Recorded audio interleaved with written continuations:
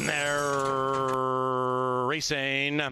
The veteran, the 9-year-old Try Spot, won the break, but now several converge on said veteran, and taking off his Silver Dash at 2-1, and joined to the inside by Talent and Tricks, and Talent and Tricks at 40-1 has grabbed the lead with Kyle Carter around the first turn. Talent and Tricks leads it from Silver Dash, and they're about a length and a half clear from Try Spot. That one's to the outside of it was the Devil's Idea.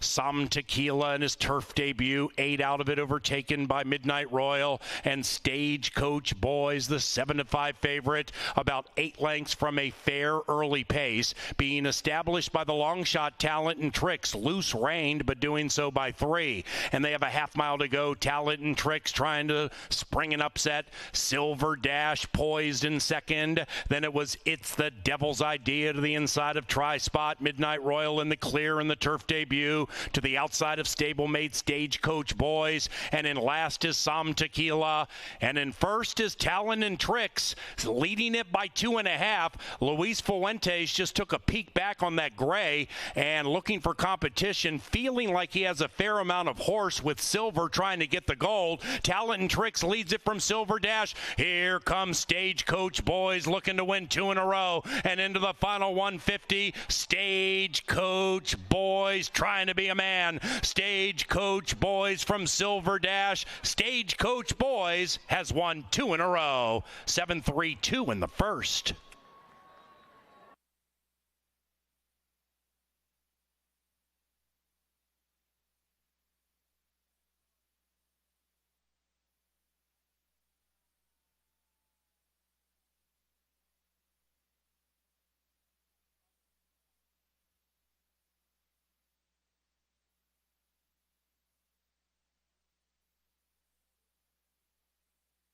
The Baby Girls, and they're racing from the wide side. Joe Mama Sassy out beautifully. Lover Girl debuting with early speed, and Barbara Roloff with those shades between them, and 1, 2, and 8 open up by 3 on Firster, Mighty Matty. After that, his fellow Firster dropped cold, and they are about 5 lengths from the lead, and the quintet zings into the far turn, and Lover Girl pulls clear impressively by a length and a half. Keen turn of speed by Lover Girl and Carlo Lopez bumping that margin to 2.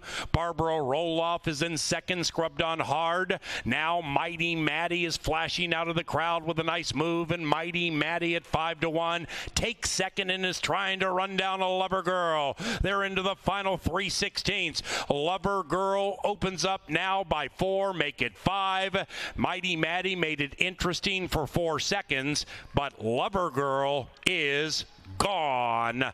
Lover Girl, just one look. That's all it took for Lover Girl and Carlo Lopez home and cooled out.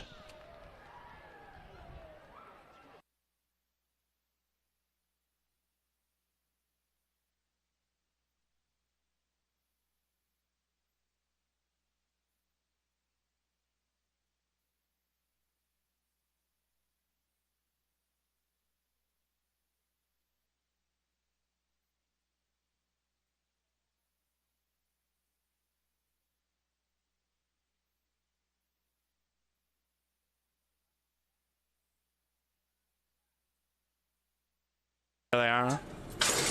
And they're racing. Swift beginning for Rosy Cheeks from the center. Mickey Dobbs shows good speed at 40-1, and Mickey Dobbs and Bridge Mahand able to clear off by a length and a half. Danzig Star is in second. Now the mare angles to the outside of Mickey Dobbs. Rosy Cheeks, the prohibitive favorite, 2.5 lengths from kind of a slow early pace. 2.5 lengths behind that is Eli's Girl. Then we come to Jewel Azul. Behind them, it is Mary Had a Little Lamb, traipsing along about 9 lengths from the lead. After that, it's Madisonian to the inside of Ready at Midnight. Icy Will Burn Ya, 13 lengths from the front, and the front belongs to Mickey Dobbs, and it's Mickey Dobbs right around a half. Danzig Star in second, 2.5. Echoberry takes Rosy Cheeks to the outside. The favorites on the move. A 1.5 clear from Jewel Azul, who's being shaken up and overtaken or joined by Eli's Girl. After that, we come back to Mary Had a Little Lamb. slam. Madisonian's doing the moonwalk. Icy will burn you, still far, far out of it. And they have a quarter of a mile to go. The long shot has been collared. And collared in the shape of Danzig Star. Rosy Cheeks trying to make it a line of 3. Right behind them, it is Jewel Azul. Into the final furlong, it is Rosy Cheeks. Late move from Jewel Azul, re-engaging. Rosy Cheeks from a game, Jewel Azul and Danzig Star. But it is 2 and a photo in race 3. Rosy Cheeks prevails.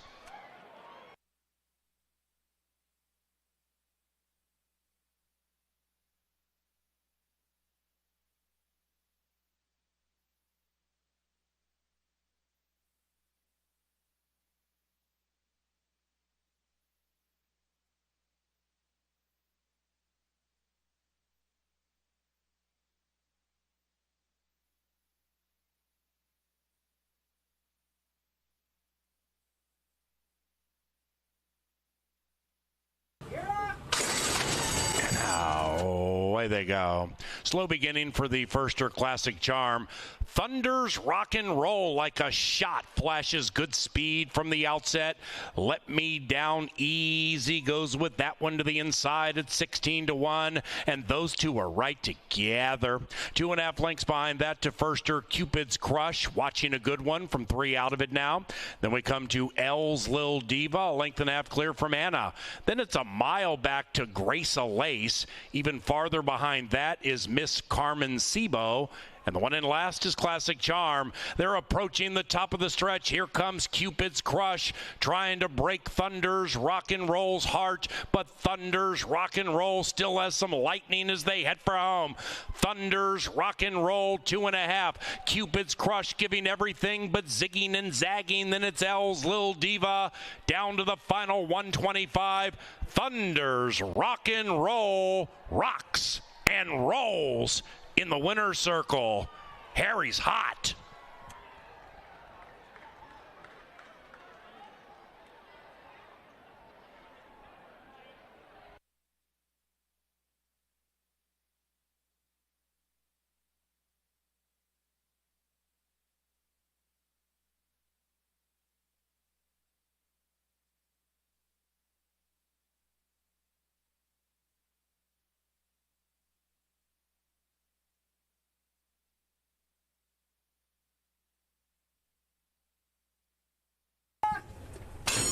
And they're racing, and they broken a line.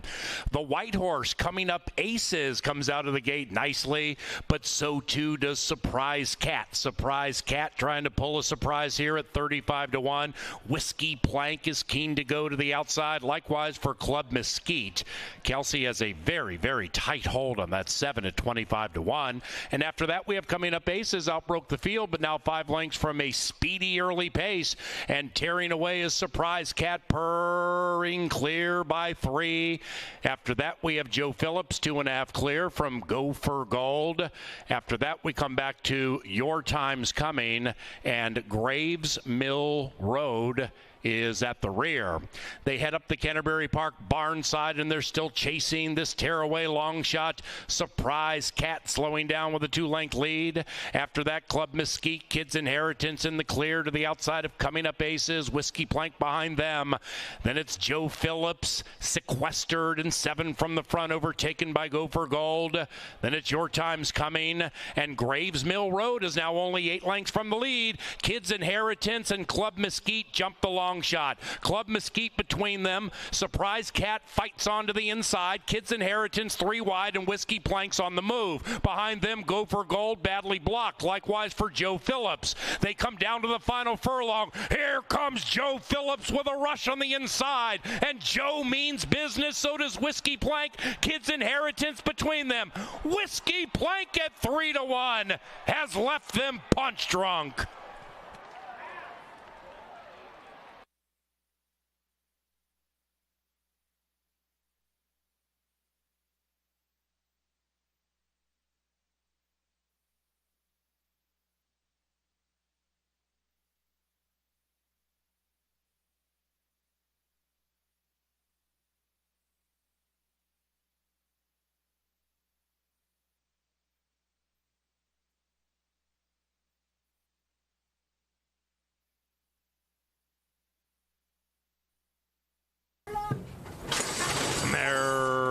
racing. It's the 6th at CBY. Optimal Courage came out fast, and so did Miami Crockett. Test Pilot Speedy to the outside. Then we come to Macho Rocco. That's the white horse to the inside of Lonely Pirate. 2.5, 3 after that. Justice Warrior. Kelsey's pushing. Bayou Colonel passes that one. 5 lengths from the 3-horse Speed Brigade. Way back in last. Dare a Big Dream. They're approaching the top of the stretch. Optimal Courage to the inside of Miami Crockett. Test Pilot outside of them. Lonely Private at 8-1 is right behind the leaders. And after that, we come to Bayou Colonel. Optimal Courage desperately holding on. Bayou Colonel with a big late move. Outside of that, Miami Crockett, and on the far outside, Justice Warrior. It's Optimal Courage. Here comes the Colonel. Bayou Colonel, 5 and 3. Pay the 5. Up.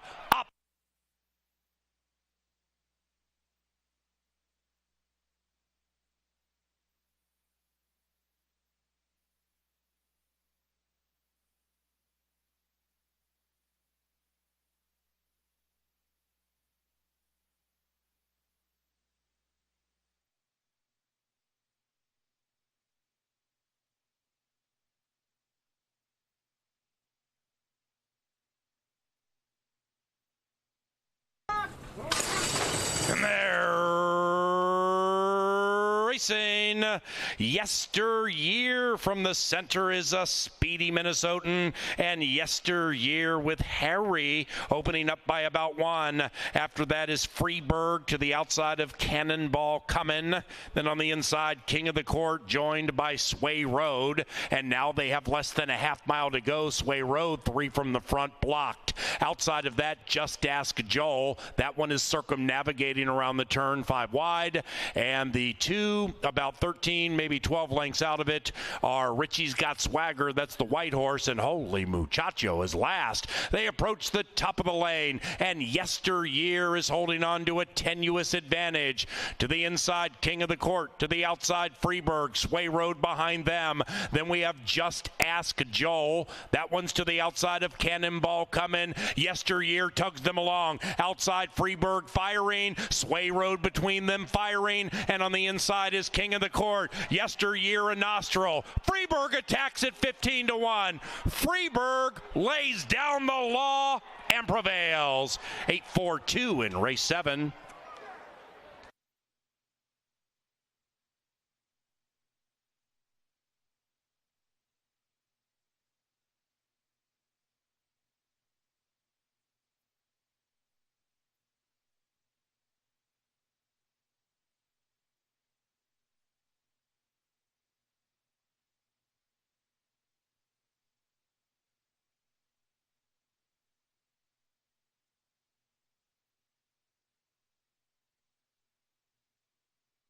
And they're racing. Slow beginning for Ballas, and a great beginning for Half Scout at 0 for 15. Oh So Blue looks to get into the black to the inside. Planetary behind them, and on the wide side is Z Perfect Run. Between them is Shema. Then it's about 3.5 back to Miss Dutton, giving way to Grandiose Summer. And the one in last is Ballas, and the one in first is Half Scout. And Half Scout is kicked away by 3.5 and done so nicely. Planetary flashes out of the crowd as a joint second to the inside of Shema. Then we come to Oh So Blue and Z Perfect Run, and they're chasing Half Scout at 4.5-1. It is Half Scout showing the way in a race. Planetary is favored. Half Scout full bore as they head for home. That lead is 6, and it's Half Scout from Planetary, Shema, and behind them is Oh So Blue, all left in the wake of a keen turn of speed displayed by Half Scout, a maiden, no more. 5, 4, 9, or 6. Make it the 6. 5, 4, 6. Race 8.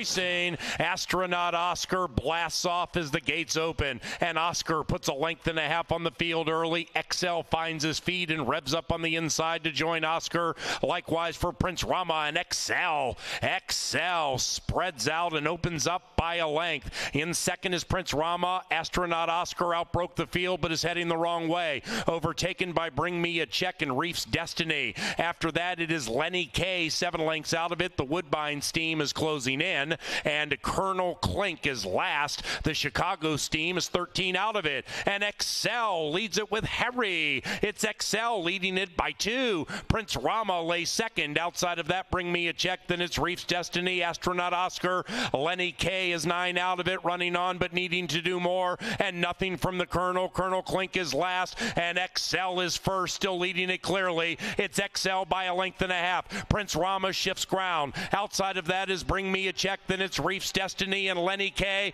XL fully on the grind. Here's Bring Me a Check, trying to cash that check in the winner's circle, and it's done. Bring Me a Check prevails.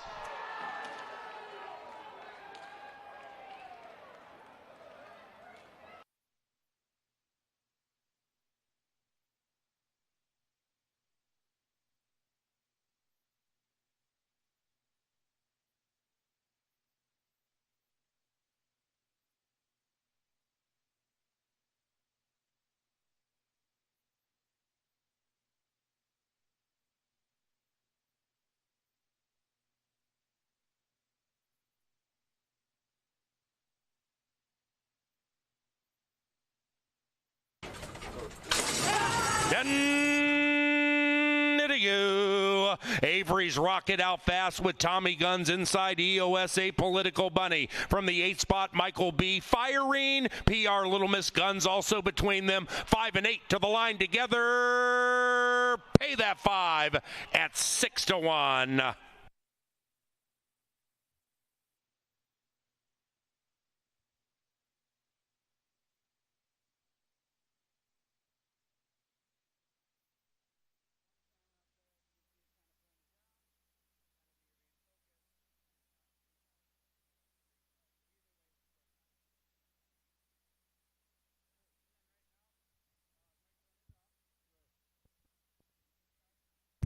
Yeah. And they're racing. Cool Susie wins the start. Fast beginning for Apolitical Jim. Then on the outside, Shine on Piloto is firing. 1, 5, and 6 to the line together. Here is Sawyer Strange in a photo with that 6.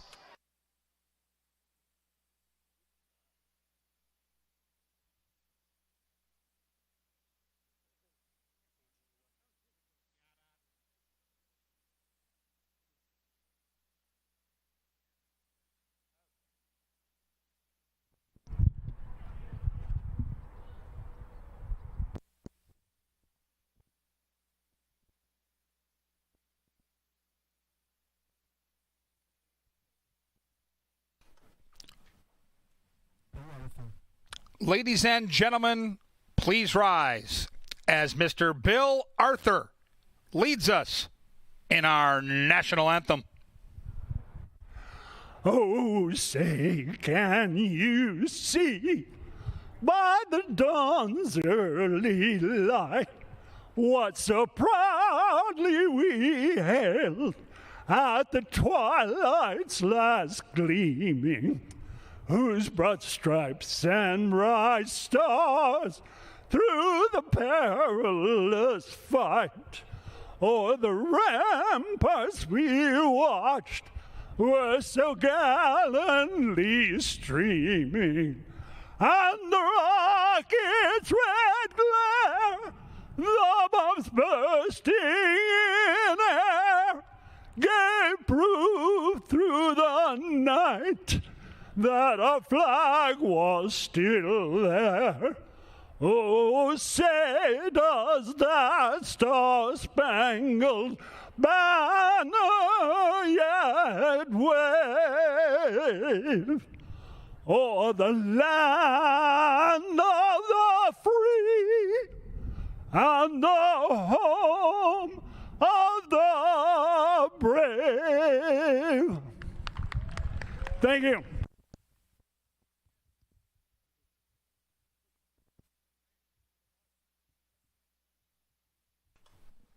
And with that, welcome to racing from beautiful Canterbury Park here in Shakopee, Minnesota, where the main track is fast. And the turf? The turf is firm, people. The turf is firm. If you'd be so kind to open up those programs, we'll go over the changes on tonight's card. And we'll start with some scratches in the first. Take out number 4, Notorious Mr. Secret and Wild Time. 4 and 8 are out of race 1.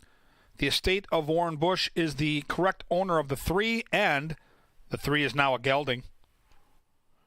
Races 2 and 3 are both clean. No changes in the second or the third.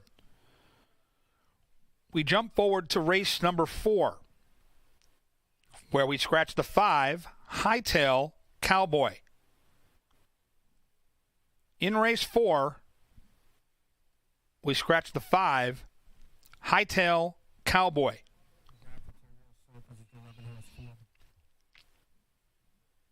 And number 1, Champagne Pegasus, is now a gelding. The 1, now a gelding in the 4th, and we scratch the 5, Hightail Cowboy. Moving on to the 5th race, scratch the 1, Prestigiously Wild, and the 4, Quarantina Bambino. 1 and 4 are scratched in the 5th. Race 6, free and clear. No changes in the 6th. We're moving forward to the 7th. In the 7th race, scratch the 10, Give 'em Shade. Race 7, take out the 10.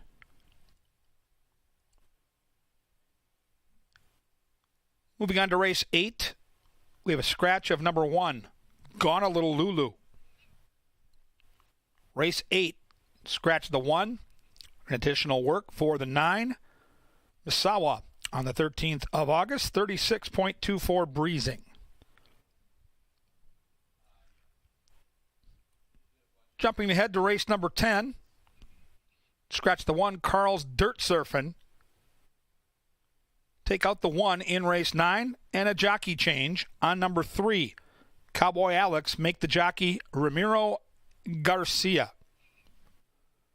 In race 10, number 2, Shrimpy, now ridden by Ramiro Garcia. Garcia picks up the 3 in the 9th, and he picks up the 2 in the 10th. In the 11th and final, scratch the 3, Fosse. Race 11, scratch 3. With that scratch, there is no superfecta wager available in the 11th. Up next, we take a look at the goings-on here at the park, and we handicap some of the races. It's Jeff Madej. It's Angela Herman. It's time for Today at the Races.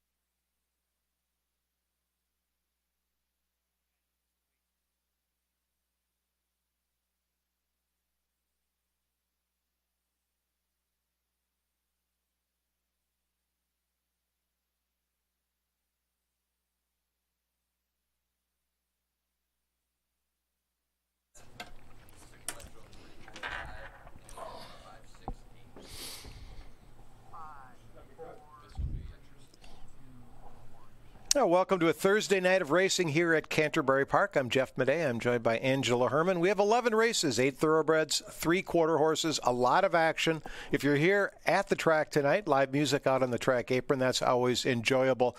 And it's a beautiful night. It really is. We had a little rain overnight. Turf course is as lush as it could be. The main track playing, I think, extremely fairly. We got some interesting racing tonight. And last night we had some really good racing as well. And I think we might have seen a couple of 2-year-old stars, one of them by the name of Lover Girl, who broke her maiden impressively. Let's take a look at the video here of that stretch run, Angela.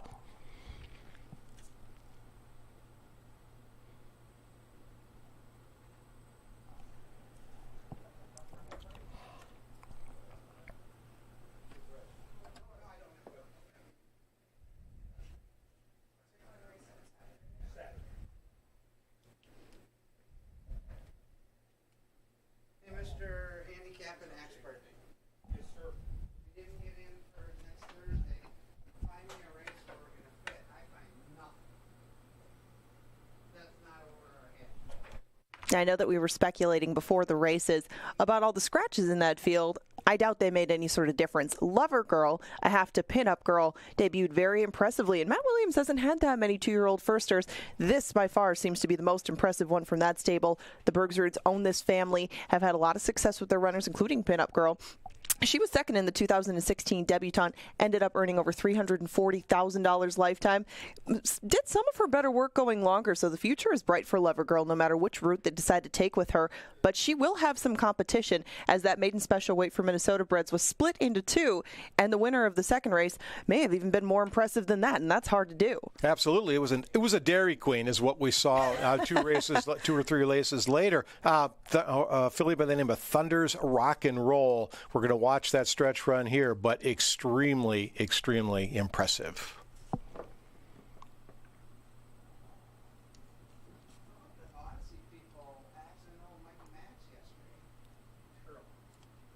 And Hammer got left.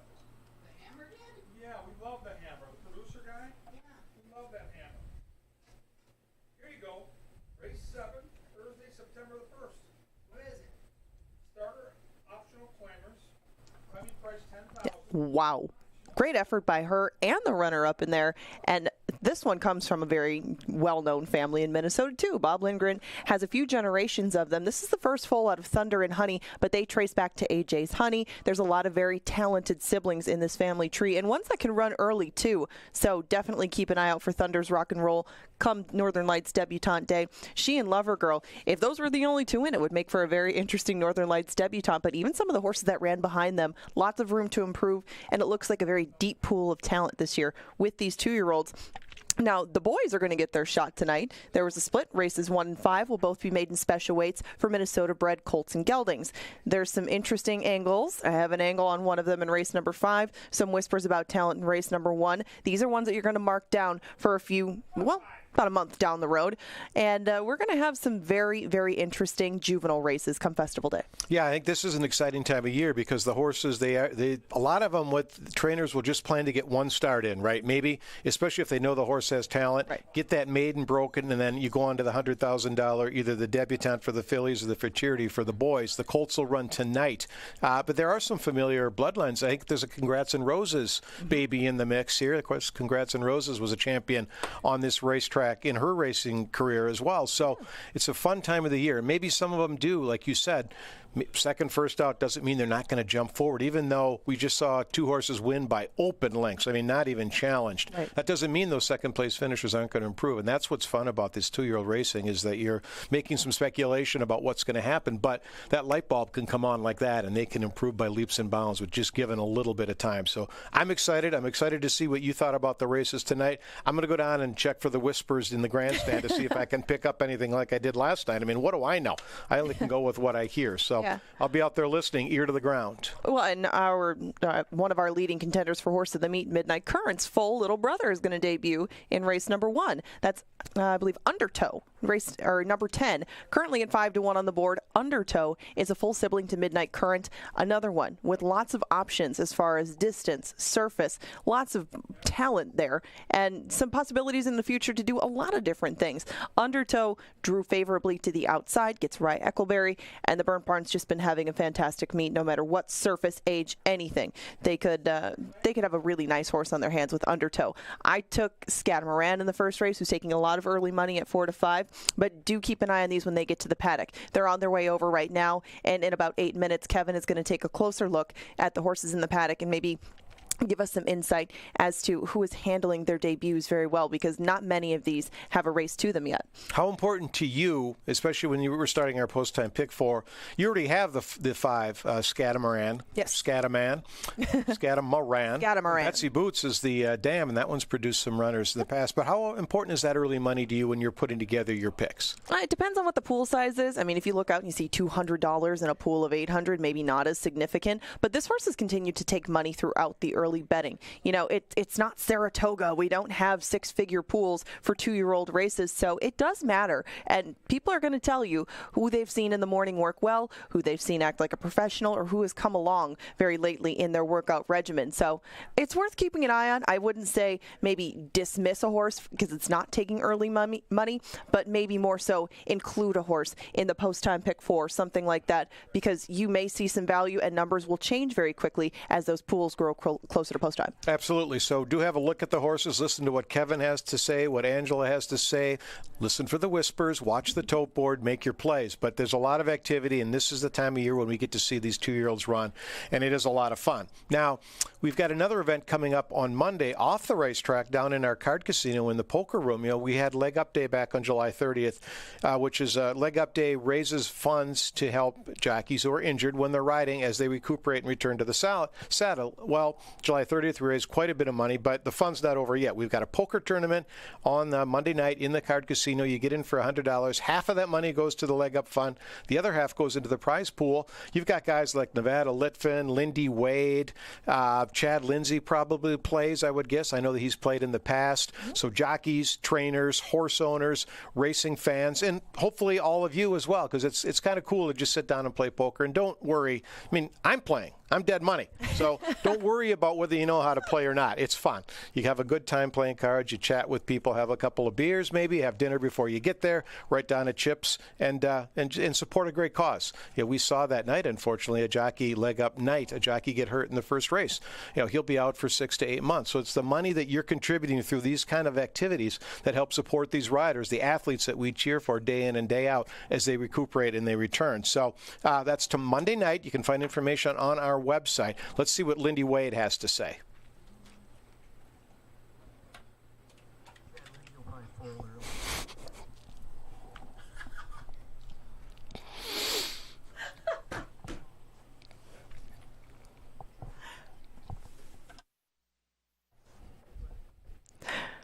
That brings us back to tonight's races. We look forward to the poker tournament, getting to interact with those jockeys. Win or lose, it's for a great cause.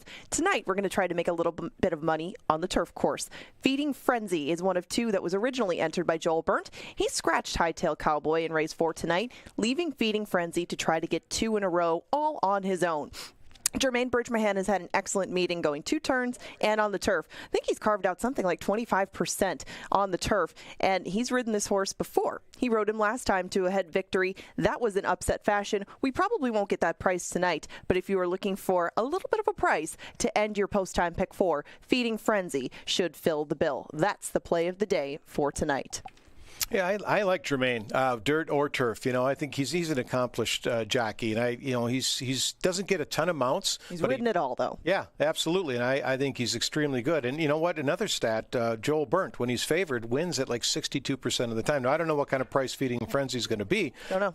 But the money certainly speaks volumes when it comes to the Burnt Barn. So a lot of things to watch here in that 4th race. Of course, a crucial leg Are you saying we could just single this horse in our post-time pick 4? I wouldn't stop you from doing that. I think Feeding Frenzy's in an excellent spot. There isn't an overwhelming amount of speed in there. I think that Feeding Frenzy should be able to keep himself in close range, maybe not go take the lead, but he does have enough speed to keep himself out of trouble to save ground. And there's a lot of horses who want to come from last. So if you see kind of a pokey pace, Feeding Frenzy should be all the better because he'll probably be close to it and be able to pounce whenever Jermaine Bridgemahan pushes the button. Now, I mentioned that post-time pick 4. It's offered each and every race day here. It has a 10% takeout. The takeout's the amount of money that you're wagering in. From all the money that you wager in, a percentage taken off the top, it pays the bills, keeps Angela employed, also funds the purses. But because it's only 10%, the lowest in the nation, heck, in the planet, that means more money goes back to the winner. So it's a bet you're going to want to take a shot at, and it begins here in race number 1. As we said, Kevin Gorg is going to take a look at that. But right now on your monitors, you can see the horses being saddled in the paddock. If this is your first visit to the track, I do, and I think you would agree, I encourage you to get down there. And the cool thing about horse racing compared to other sports, you go to a football game, you sit in your seat. Maybe you walk up and get a beer and fight through the crowd. Here, you can participate. You maybe have a place where you're settled in, but get to the paddock. You can get right down there and look at the horses. Right. Walk out to the track. Go down to the rail and watch them come by. It's a fun evening to get involved. So if this is your first time here, go down there, and you're going to find Angela in the paddock between races telling you what she thinks. And that can be very worthwhile insight as well. Well, I'll definitely try. I mean, they're horses. They can't tell you how they're feeling. You can interview a football player. You can interview a baseball player. You walk up to a horse with a microphone, not going to go far. But especially with 2-year-old races, and as we mentioned, we do have a couple of them tonight, you're going to want to get down there and see who is behaving themselves. These are mostly new horses to the races. They don't quite know what's going on yet. Even if they've schooled, this is a whole new ball game for them. So if they're handling it well, they're not going to run their race before the race. If they're not, they may expend excess energy before they even get to the gate. It's crucial with these young horses to take in their behavior before the race, both in the paddock and on the track. We'll do our best to try to translate that behavior to you, but we can't always be watching every horse. These are full fields. If you see something yourself that you can pick out at a price, it's a big separator in pick 4s, pick 5s, things like that. So you're going to want to get down there and check out the 2-year-olds especially. We have a couple of those races tonight, and Kevin and I will try to point you in the right direction with all 11 of them, but it is a big part of the experience out here, and heck, it's a part of the racetrack, period. Go to the paddock, go out to the rail, go to the winner's circle, go check out second floor, go check out the clubhouse. You can walk through all of it and take in everything here at Canterbury because it is a very unique experience, even among racetracks. Yeah, absolutely. And, we're in Minnesota. We're past the midway point of August. That means snow isn't far away, and it's a beautiful evening. So why would you not be outside? Stop it. It's winter's coming. Let's face it. It just happens. You can see, get out there and check that out. And I should mention the pick 5 with a 10% takeout tonight. That will begin in race number 4, and the pick 5 again with the 10% takeout. That means less money taken out of the pool, more money paid back to the winners. And if you can just beat a couple of favorites, last night, what did it pay? Like $6,000, I think, something like that. Yeah. It was a huge number. There weren't astronomical prices. There was a couple of upsets. Robbie found it though. For goodness sake. Freeburg, you guys tried to talk him off, but he was resolute. He stood tall. He took the horse. Now, of course, he lost later, but that's beside the point. The guy found a long shot that could have paid a huge number had he connected all 5 of the dots. And that's what you want to do, and that's what we're here to try to help you do. Absolutely. And I mean, even if you get a horse that's 9-2, like a half scout, that horse is paying a lot more as far as pick 4s and pick 5 go. So don't be afraid. Throw some horses in, even at shorter prices. If you can loop them together with some of those long shots, these pay big. And it's you guys against each other, not you against the house. So if you're out here with a couple of buddies, couple of ladies, you want to prove your handicapping medal, that's the place to do it because you get paid big. Absolutely. Horses now are making their way into the walking ring. That means it's time to go to Kevin Gorg for some very, very astute insight. Kevin? Thank you, guys. Yeah, very big puzzle to start the pick 4 here, the post-time pick 4, which we'll get to. And there's a steamer in the first. Anytime you see a first-timer that's been holding throughout the wagering at 3-5 and 4-5, and it's not Mac Robertson or Joel Burnt or Robertino Diodoro, it's newsworthy. It's Chris Richard's 5, who I do not have on my pick 4 ticket, and now I need to go back to the drawing board, maybe add that horse. But let's handicap what we're seeing down here. Angela's right. You can learn a lot in the paddock. One of the first horses that catches my eye is the 3, Kurt's Choice. Alonzo Quinones will ride this one. It's a Mac Robertson horse. It's a gelding as a 2-year-old, not a colt, so that's an adjustment in your racing form. 6-1, taking some money. Workouts are very nondescript, but Mac Robertson, 20% with first-timers, and we got a double handler in play. The double handler in the paddock is significant. My good friend Troy Erkenbrack always talks about the double handler angle, so we're going to pay attention there. That horse really makes a nice impression. So keep an eye on the 3. Could be a sneaky long shot. Here comes the steamer, Scatamaran. And, boy, you see the hot jock. Harry Hernandez has a 12-win lead in the Jocks Colony. He won 8 races over the weekend. There's the 5, looking very calm, cool, collected as you would in the paddock. And there's got to be some buzz on the backside about this horse with this kind of betting. So, you have to kind of plan accordingly when you're putting your bets together. This is not a horse that I had on my analysis earlier. Angela Herman does have this horse on top. She might have been privy to some of that buzz. I didn't get any buzz on this horse, but the horse looks the part in the paddock. 6 West Island, another horse that caught my eye in the racing form.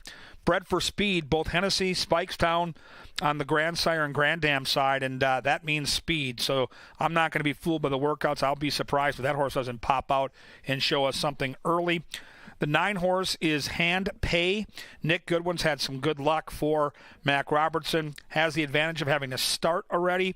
I think a major player here. My top pick in the race will be the 10. I like Undertow for Joel Burnt. This is a really good-looking racehorse. Love the workout pattern. And the fact that Eckleberry gets aboard is significant for me. I think this horse might be a runner. The Lothenbachs have had so much success here this year, and that's nothing new. They have success every year all over the Midwest and beyond. Going to debut with blinkers. That's significant as well. That might help that horse with some early speed from an outside post that he'll need to overcome, but I really like the way this horse looks physically in the paddock. Outstanding look by the 10 Undertow. I like the energy. I like the coat. I like the muscle on that youngster. And don't sleep on number 11. Roses by Liam. Chad Lindsay for David Van Winkle. Another Hall of Fame conditioner. I love the workout pattern.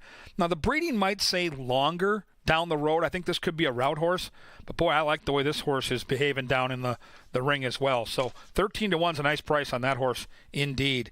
It's the steam, so it's all about the 5 so far in the wagering. We'll see if that changes as we get closer to post time. There you see the set of selections from our handicappers here at the track, and you can see it's wide open all over the board with different numbers everywhere. This is a race you're going to want to spread. I'll talk about my pick 4 ticket in just a second here. And we'll bring him onto the track. Welcome to racing. Welcome to Canterbury Park.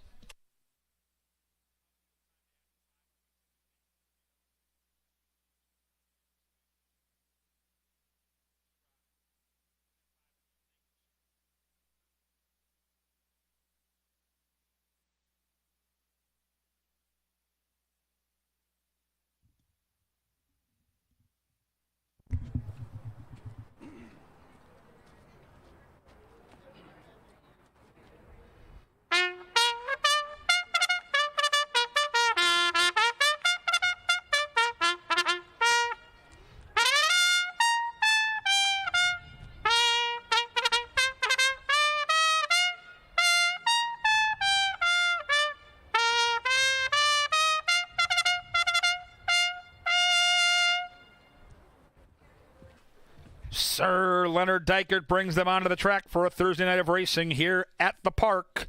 In race 1, we scratched number 4. We offer win, place, show, exacta, trifecta, superfecta, daily double, rolling pick 3, and every race day at Canterbury, the first race signifies the post-time pick 4. The 10% takeout is the lowest in the industry. It's the pick 4. You need the first 4 winners. It pays hundreds, sometimes thousands. Play the pick 4. It all starts in 5 minutes.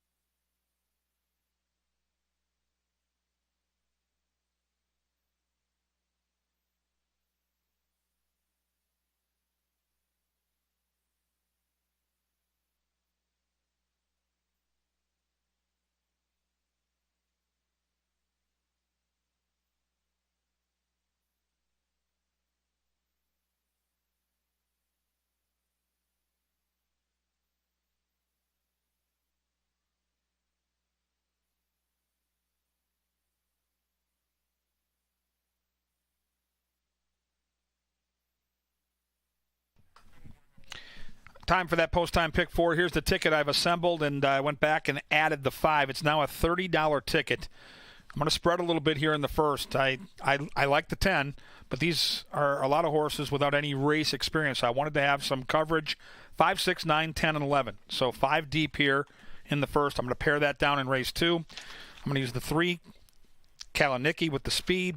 I'm going to use the 4. She's got the power, who might be coming from off the pace tonight. In race 3, just a couple of horses. They're both first-time starters. They're both to the outside.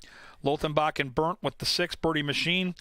Burnt and Roman with Smoke on the Horizon. The Burnt firsters in race 3 for me.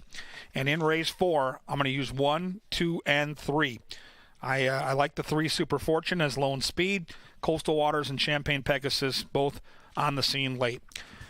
5, 6, 9, 10, 11 with 3, 4, with 6, 7, with 1, 2, 3. Just a $30 investment. You can play my ticket. You can modify my ticket. Take some horses out, add some of your favorites, but the bottom line is you've got to get in if you want to win. The post-time pick 4 is just 2 minutes away. Get your tickets in now, and good luck with all your bets tonight here at Canterbury.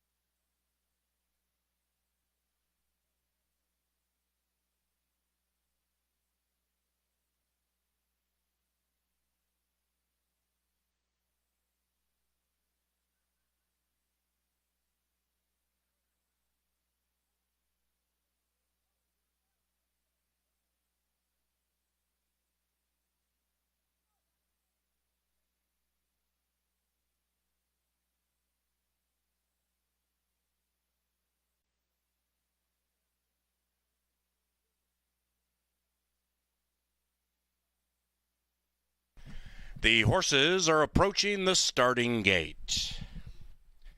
Welcome to our featured groups tonight. They include Jim Beam and Apple Auto's Day at the Races, Langer Construction, Fastenal, National Grid Renewables, Bayer Company, Harmony Design Company Outing, Omni Viking Lakes Hotel, and Berkshire Hathaway Home Services. The 2-year-olds are at the gate, and it is post time.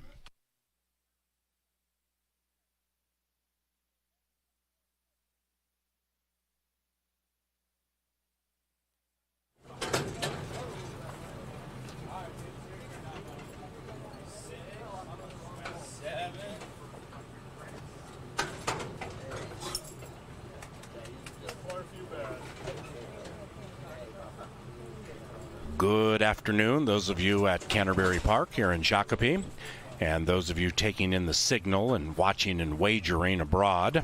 We have 11 for you, fast main track, and the turf is firm, people. The turf is firm. We begin with the post time. Roses by Liam, wearing the familiar Matson colors. Here come the babies.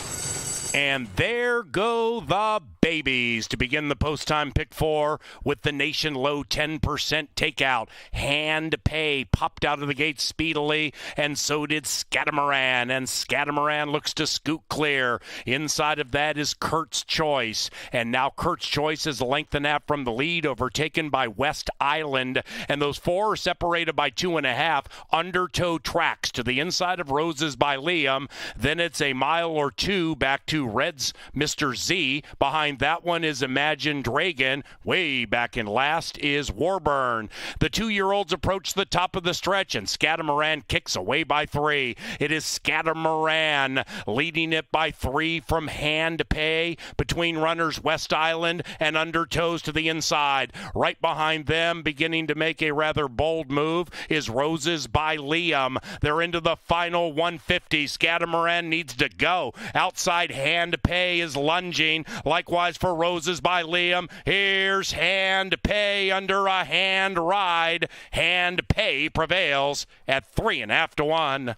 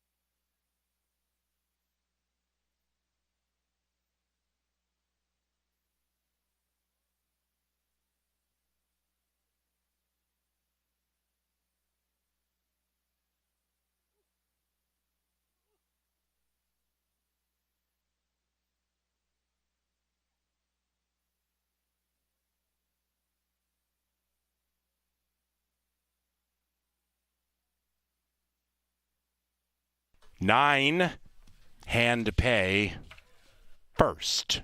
106.74, the final time, and photography for the rest.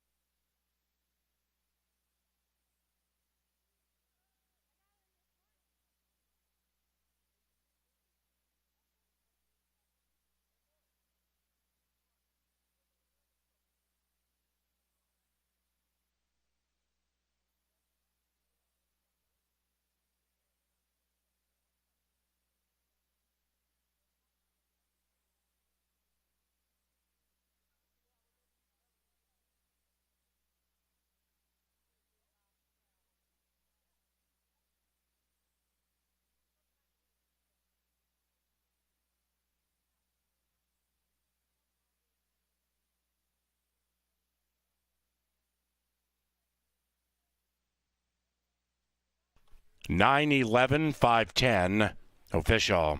First exacta 36 to 1. 50-cent trifecta $60 and a nickel. The first 10-cent superfecta $30.38. We come now to the second race, and we head to the firm turf course. The rail is all the way in. No scratches or rider changes. Post time about 21 minutes from now. Atomic Data is our preferred IT solutions provider. And race 2 is courtesy of Apple Autos, the official vehicle sponsor of Canterbury Park, and has been so for many years. Their best price dealerships uphold a people-first culture, empowering them to provide extraordinary customer service. Many locations, including Apple Ford Shakopee and Apple Chrysler Dodge Jeep Ram, right here in Shakopee.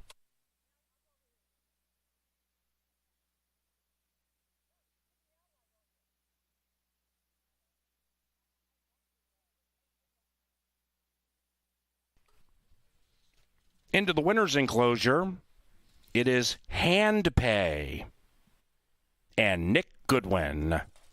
Hand Pay is owned by Hugh Robertson, John Mentz, and Jeff Larson, and the winning trainer, Mac Robertson.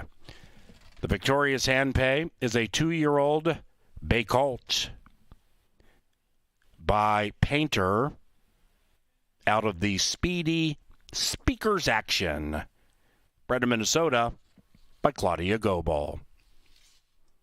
Race 2 about 20 minutes from now. Bet more, win more, and welcome to the park.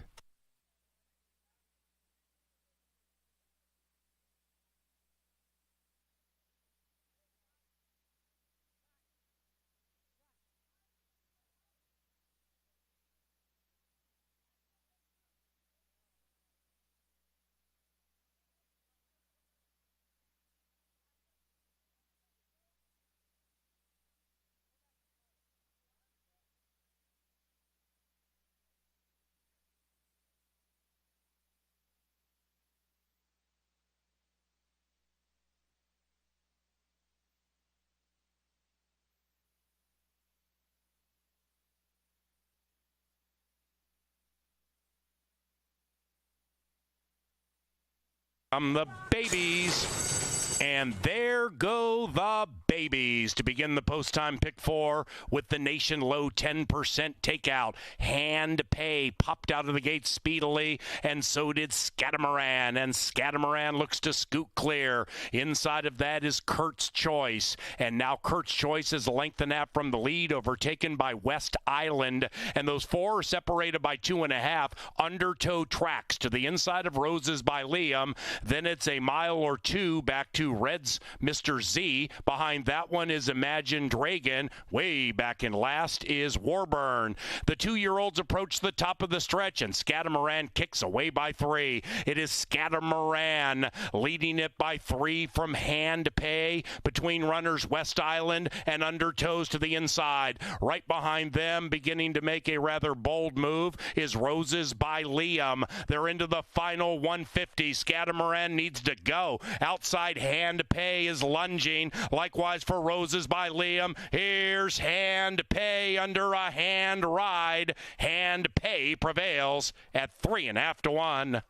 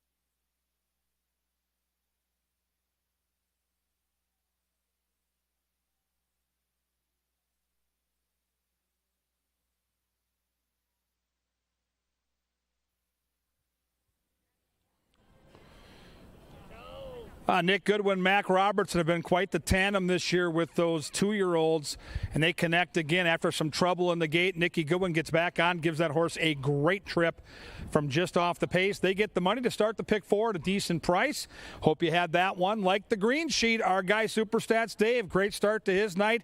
That tip sheet still $2. Same price it was in 1985. Superstats, first year doing the sheet, has done a fabulous job. If you're new to Canterbury, get familiar with that tip sheet. And again, you handicap the races, you have your own opinion, but it's nice to bounce those opinions off some others. I do it when I play here or nationally, and Superstats is well worth the $2 investment. Now let's go to race number 2, 7 1/2 furlongs on the grass. The turf is firm, people, for now. We'll see how the weather plays with us tonight.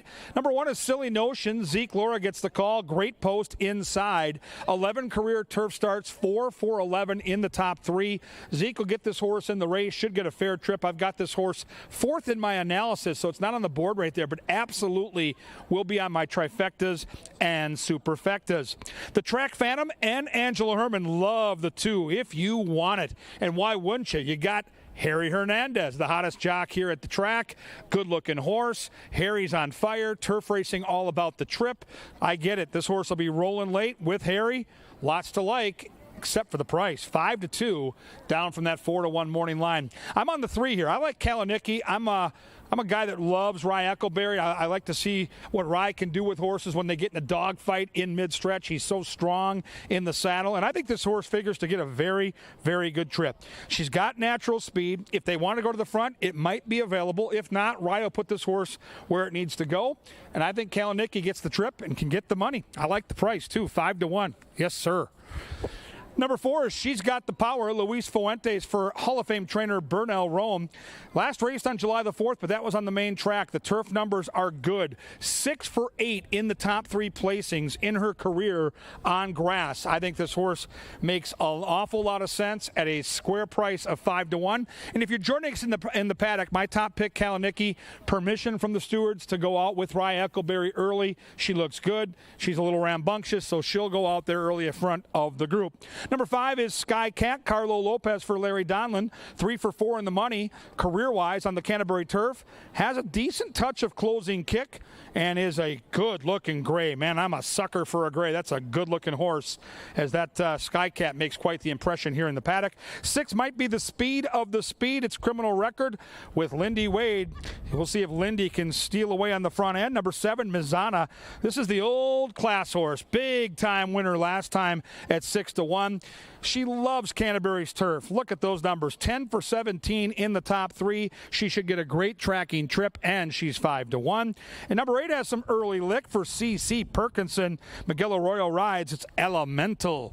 A big factor here, I think, with the pace. We'll see if they can work out a trip. Look at the handicappers. There's the picks, top to bottom. You got some differences here. Very interesting race. Look at that board, too. Tells me the trifecta could be a good one. Looks like a very, very tough race in the pick 4. It's race 2. It's turf racing. It's the fillies and mares going 7 1/2 furlongs. It's coming up. It's coming at you, and it's all next.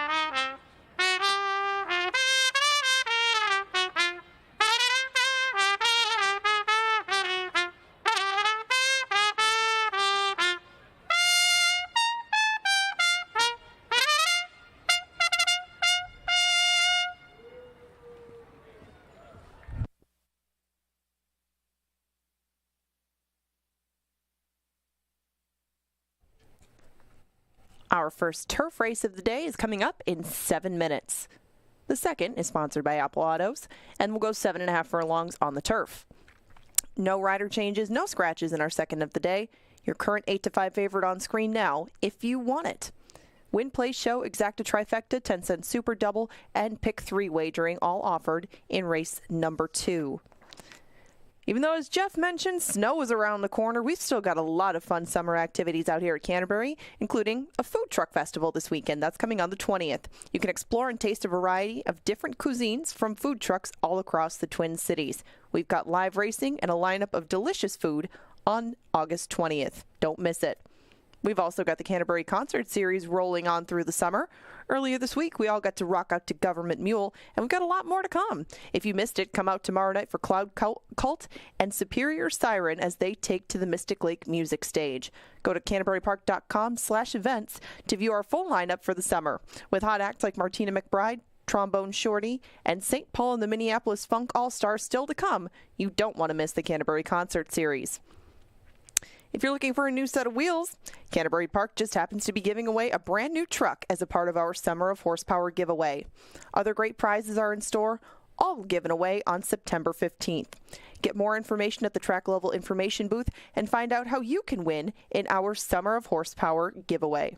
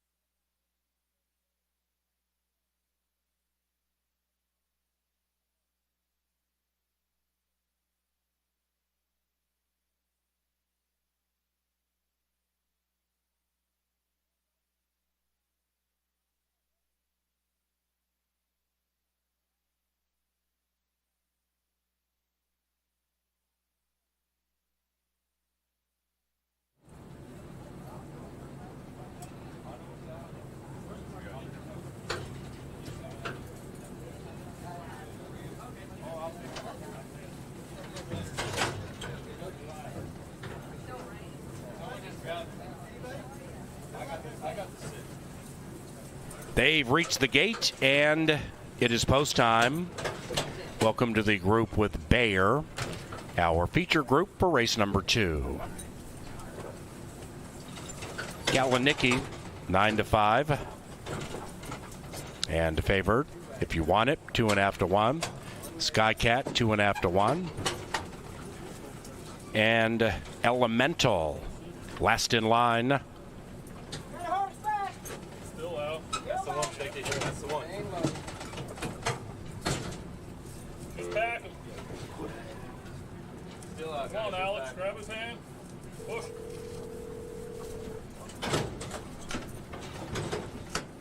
Eight in the gate, race 2.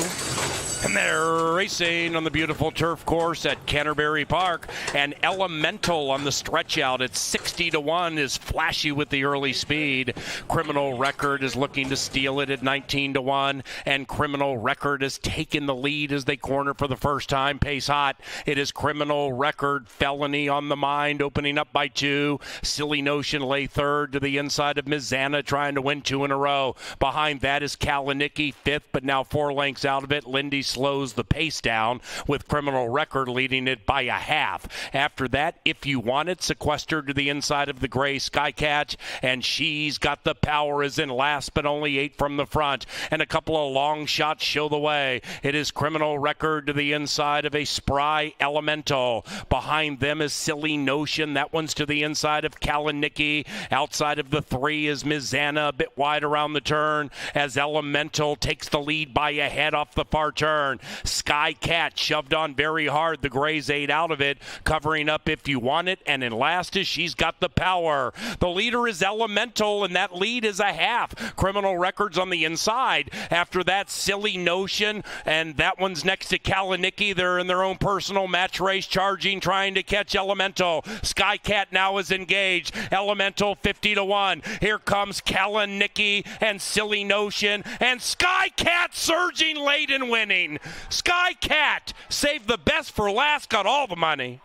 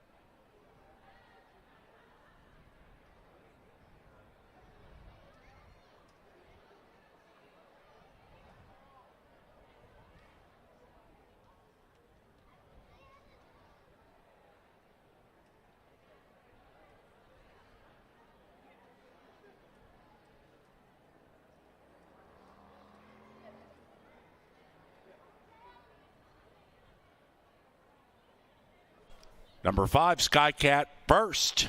5-1-3-2 in race 2. And it's official. 50-cent trifecta, 117. Exacta, 62.30. 10-cent superfecta, 54.33. The first double this evening, 24.60. The third race, back on the main track,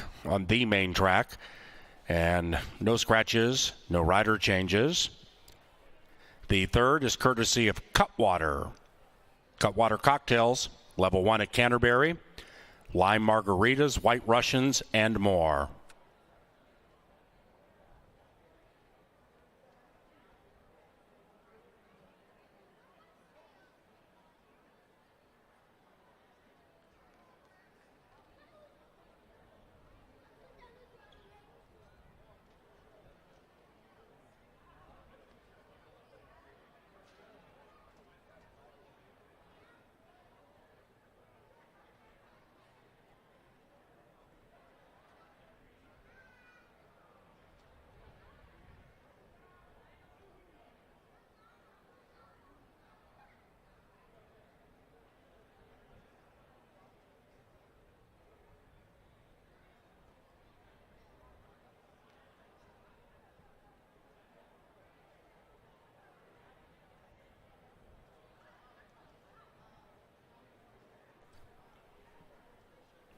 And to the winners enclosure, Skycat and Carlo Lopez. The winning owners, Cavallo Veloci Stables. And the winning trainer, Larry Donlin.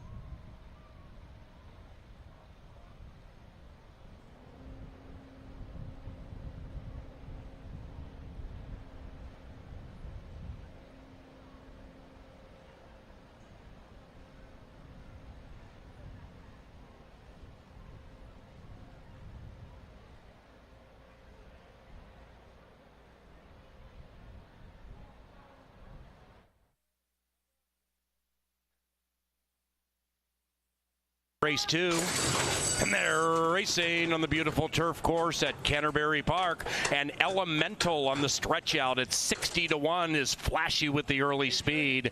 Criminal Record is looking to steal it at 19-1, and Criminal Record has taken the lead as they corner for the first time. Pace hot. It is Criminal Record, Felony on the mind, opening up by 2. Silly Notion lay third to the inside of Mizana, trying to win 2 in a row. Behind that is Kalinicki, 5th, but now 4 lengths out of it. Lindy slows the pace down with Criminal Record leading it by a half. After that, If You Want It, sequestered to the inside of the gray Skycat, and She's Got the Power is in last, but only 8 from the front. And a couple of long shots show the way. It is Criminal Record to the inside of a spry Elemental. Behind them is Silly Notion. That one's to the inside of Kalinicki. Outside of the 3 is Mizana, a bit wide around the turn as Elemental takes the lead by a head off the far turn. Skycat shoved on very hard. The Grays 8 out of it, covering up If You Want It, and in last is She's Got the Power. The leader is Elemental, and that lead is a half. Criminal Records on the inside. After that, Silly Notion, and that one's next to Kalinicki. They're in their own personal match race, charging, trying to catch Elemental. Skycat now is engaged. Elemental 50-1. Here comes Kalinicki and Silly Notion, and Skycat surging late and winning. Skycat saved the best for last, got all the money.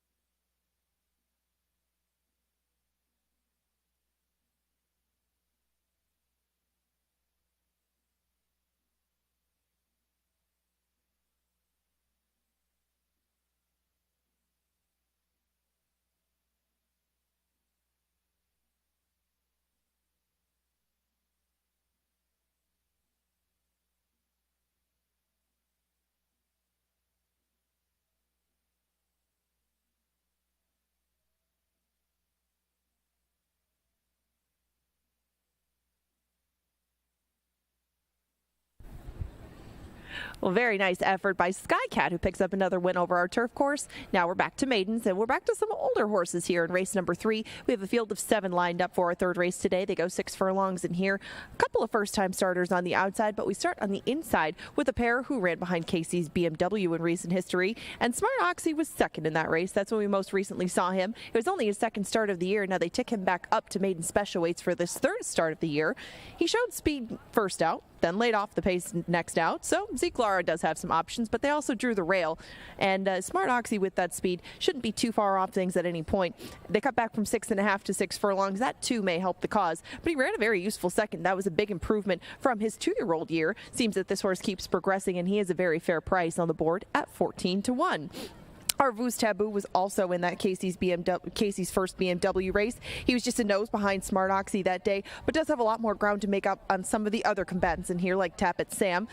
Our Voo's Taboo does have 6 starts to him, though. He does have more experience than just about everybody except for Tap It Sam, and he does have good speed. Hit the lead in a couple of those races and kind of got a little lost in the stretch, but didn't lose by much in either one of them. Our Voo's Taboo should at least be in front for part of the way. You get 8-1 on him. You get 15-1 on the horse to his right. That's Burn Boss. Burn Boss showed a little bit of speed last out and then just kind of dropped back a bit, but they like him enough to step him up to Maiden Special Weight Company today. Jermaine Bridgemahan will take over the riding duties. He is the field long shot right now at 15-1. Sweet Analyzer would love if those inside 3 went up and dueled on the front end. Little noise from the burnt combatants out here. Sweet Analyzer made a good close in his first Canterbury start. That was the second behind Runaway Ready. Things haven't gone quite the same since that point, but he's been on a couple of kind of speed-friendly tracks and just didn't get involved at any point. Kyle Carter's going to take over for Bruce Regan, and Sweet Analyzer is currently 12-1. That price won't last. He should come down from there. He's on his toes jogging around the paddock, too. Sweet Analyzer looks nice out here in the paddock. Tap It Sam, another one who would appreciate some sort of speed duel up front. He closed pretty well, 2 back. He didn't get too far out of it at any point. Came out coming into the stretch, and he just couldn't quite get there. He almost caught Ranger Gus that day. They stepped him up to Maiden Special Weights last time. He ran a pretty good third behind Midnight Royal. Eyes Flying By was between those two that day, but he seems to get a little bit better with each start, and maybe now that he has 3 behind him, he can get the job done at 5-2.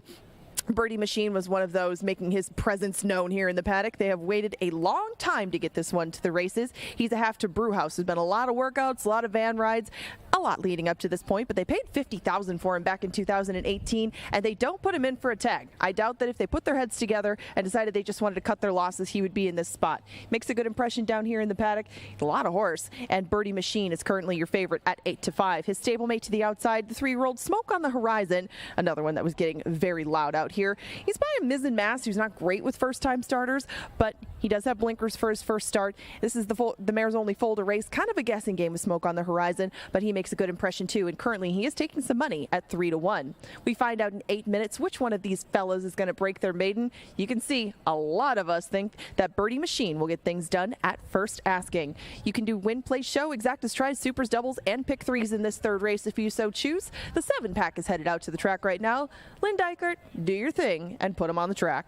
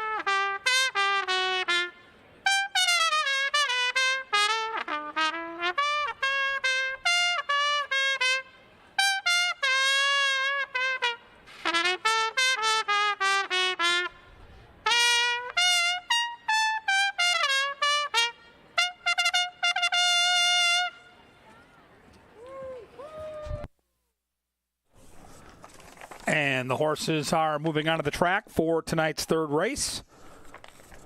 We offer a win, play, show, exacta, trifecta, superfecta, daily double, and a rolling pick 3. Race 3 at the gate in 7 minutes.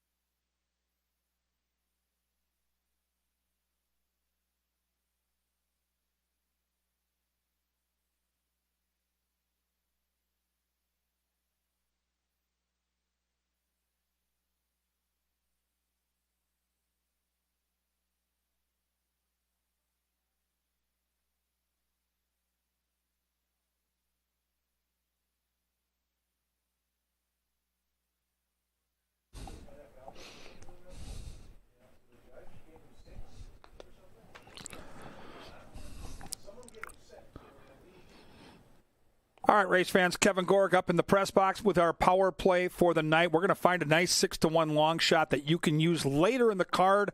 Use it in your pick 5. Maybe use it, key it in trifectas and exactas. It's race 7, number 8, Moonshine Moxie. Now, this is an 11-horse field, and I want to take you back to June 1st, the last time this horse won on this racetrack. The big gray right there. Notice how wide this horse is. Once again tonight, this is a speed-filled race, and this is a horse that's going to sit just off the pace, and I think get a very similar trip. And this horse really showed me something in this start. And in this race was a horse called Stone Arch Bridge, who's come back to run 2 giant races since. That's Stone Arch Bridge.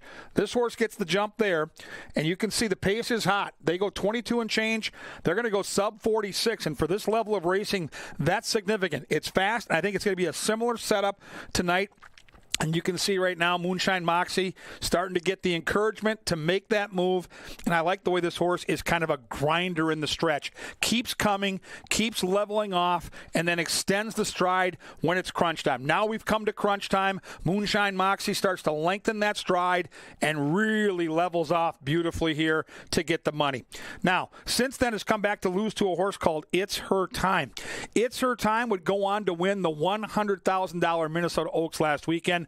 6-1 tonight. It's Moonshine Moxie, and it's race number 7. Play that 8-horse with me. Let's cash together. Is this yours, Jeff? Now it's time for beer pong in the winner's circle. Oh, the excitement never ends. Thank you, KG. Hey, guys, it's Tommy down here in the Mystic Lake Winner's Circle, and it is time for some beer pong presented by Budweiser. Today we have our 2 contestants, Rylan and Blake from Blaine, and today they are going to get 1 chance of landing their ping pong ball into the giant red cups. The prize will be determined by which cup that they land in. The front row is some free admission passes. The middle cup is a t-shirt and some free admission. And the back cup, if they manage, will be a hat, t-shirt, and a daily double pass. All right, up first we have Rylan. Go for it. All right. All right, you almost got it. Hey, we might give you another chance. All right, next up we got Blake. Come on, man, you can do it. Go. Going for the underhand. Underhand. Oh, okay. We're gonna give you one more chance. If you guys want to go grab your balls, we're gonna give you one more chance. Go high. I know you got this. I know you got this. Go high. If it was higher, then it's gonna bounce more. All right, Blake. Let's try it. Let's try it. Let's give it a chance, Blake. You got this. Come on. You got wind though too. Look at this. Check the wind.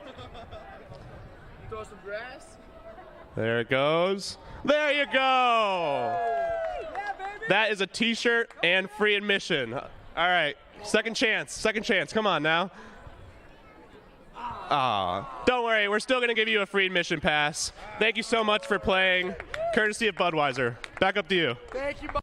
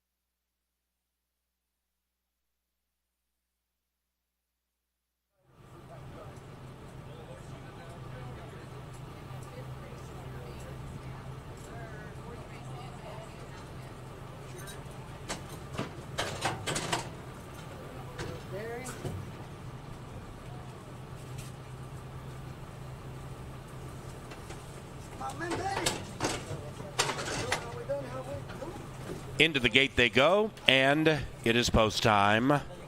Birdie Machine, even money. One of two debuting. The other shares a barn with the favorite. Burn Boss goes in. Tap it Sam, 7-5. Make it 6-5. The late wagering via the win coming in on the 5.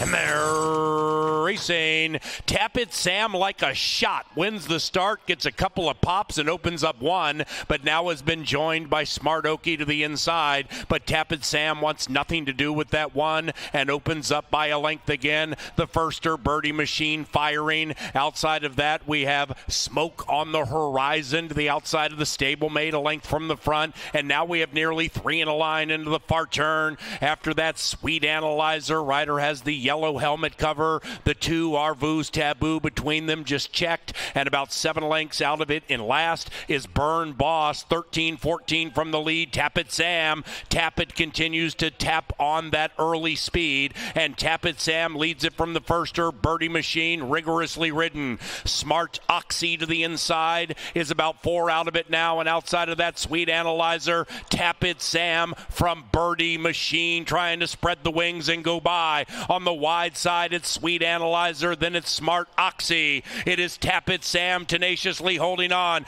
Birdie Machine trying to soar by, cuts the lead to a half. 5 and 6 to the line together. Birdie Machine in time.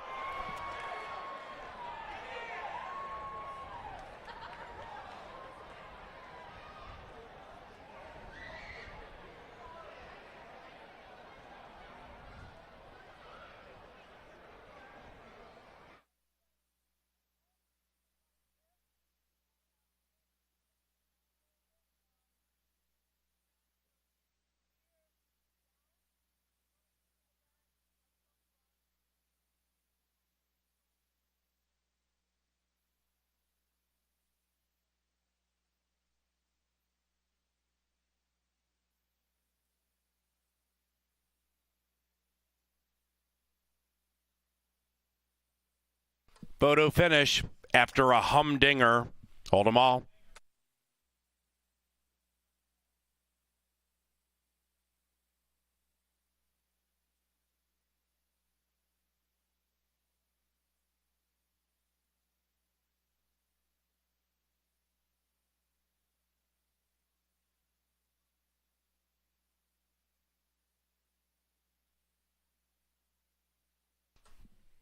And the result of the photo shows the winner is number 6, Birdie Machine.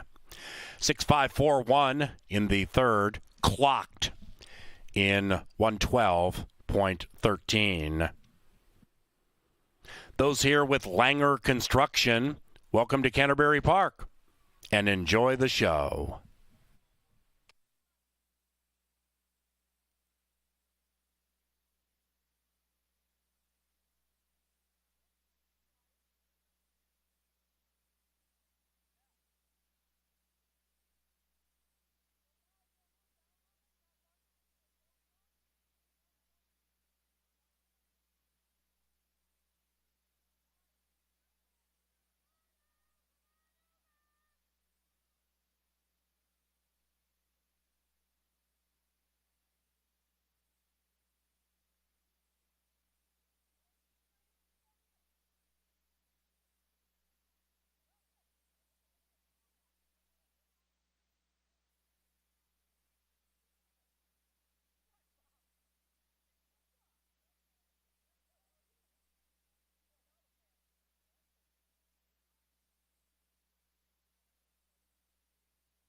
Official. Race 4 is on the turf, and it begins the 10% takeout pick 5. It's only 50 cents. Scratch number 5, Hightail Cowboy. In the winner's circle, Birdie Machine and Rye Echoberry. The winning owner, Lothenbach Stables. And the winning trainer, Joe Burp. Birdie Machine is a 4-year-old chestnut gelding by Cantheros from the Limehouse mare Birdhouse, bred in Minnesota by Scott Pierce. Also in race number 4, number 1 Champagne Pegasus should be listed as a gelding. Number 1 Champagne Pegasus, a gelding in race 4, mouse checked. The 4th race is courtesy of Maker's Mark and makersmark.com.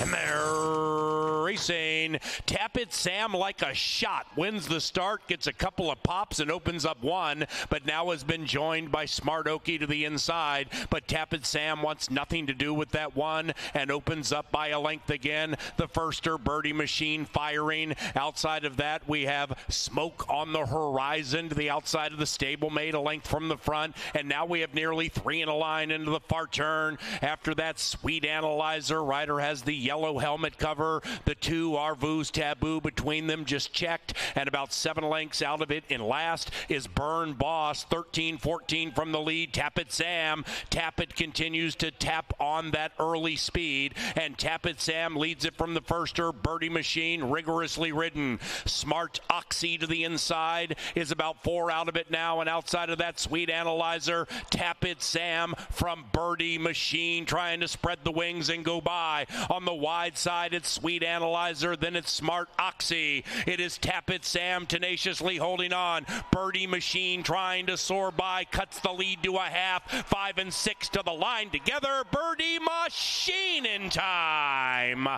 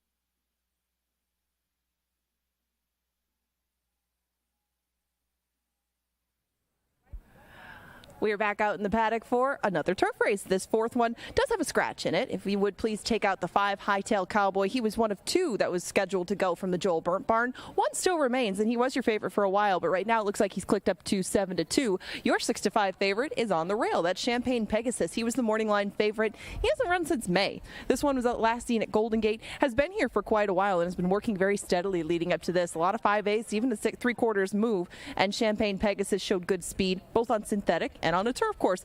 That turf course out of Golden Gate is a little more on the speed-friendly side, fairly similar to here, but this one's got a lot of pieces. 15 seconds and thirds to go with that 1 win in 26 starts. They've gelded him since that time, and Champagne Pegasus and Harry Hernandez are going to team up today.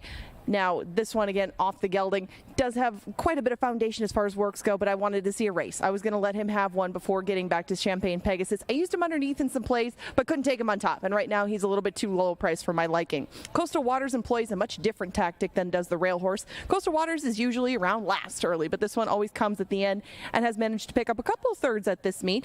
He's performed very well over the Canterbury Turf course in the past without picking up a win, but a very reliable horse that you can count on to come from the back. If you think that the pace is going to get very lively in here, Coastal Waters is definitely going to be one that you're going to want to include in all of your plays. Paul Allen has this one on top. I have him in third. I didn't see a whole bunch of pace in here, and that's what led me to Feeding Frenzy. But Super Fortune has a certain amount of pace to him too, and he could be an X factor in the race of Feeding Frenzy. If Super Fortune goes up and applies a lot of pressure to him, and maybe Chicken Truck on the outside, Super Fortune could get a very, very good trip in this spot.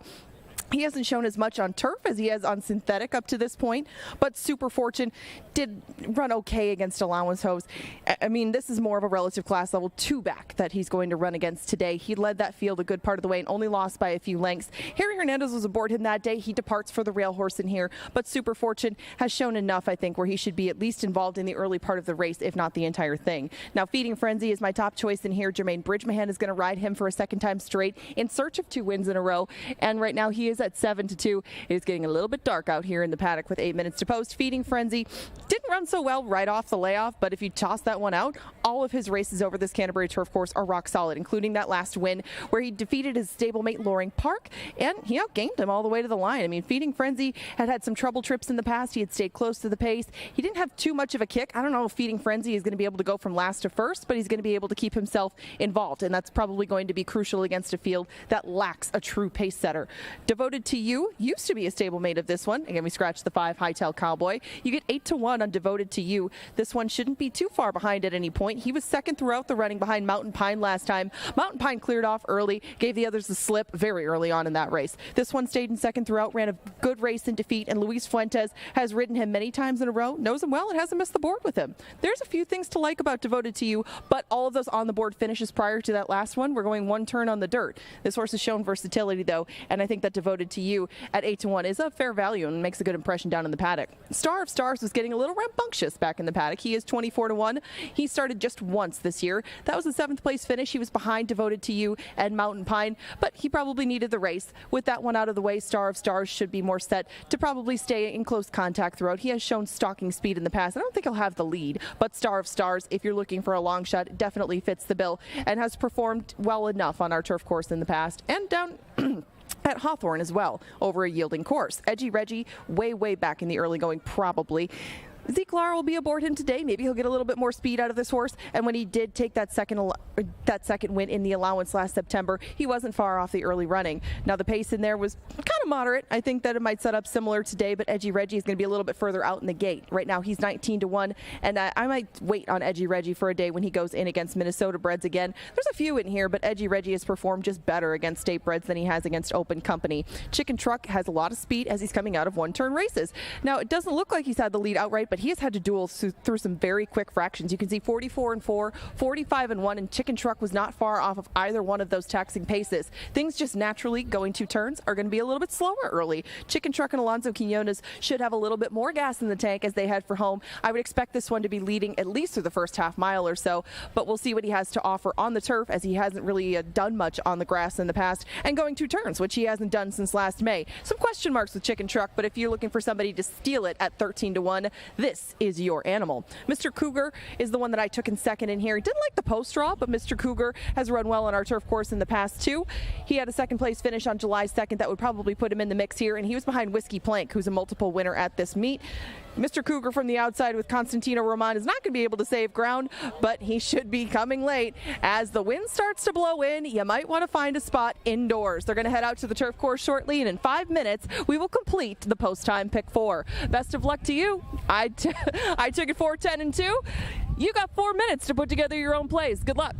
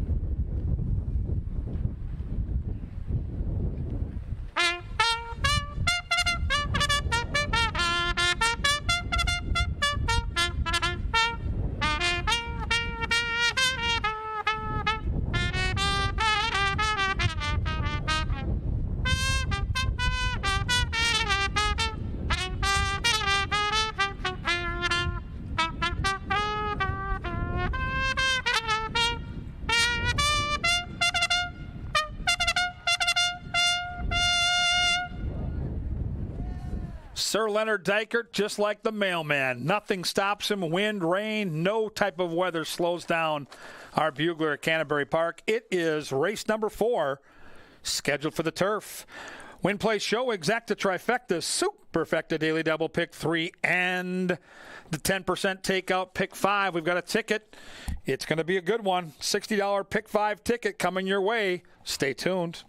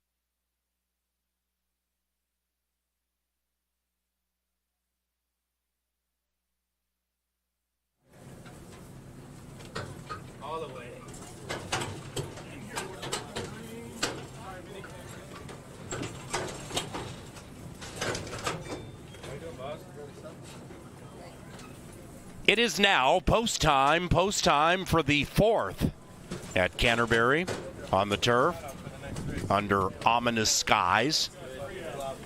The wind has picked up significantly. The wind blowing right at the runners as they leave the gate. For those of you with your windometers. And the race aim from the center, Star of Stars comes out speedily, and so does Devoted to You. Then we have Chicken Truck, and Chicken Truck at 16 to 1's looking to take the lead. And we have 3 in a line with 6 furlongs to go as they head around the corner on the Canterbury Park turf course. Super Fortune behind this fast early pace, and about a length and a half clear from Edgy Reggie. 2.5, 3 after that. Coastal Waters to the inside of Champagne Pegasus.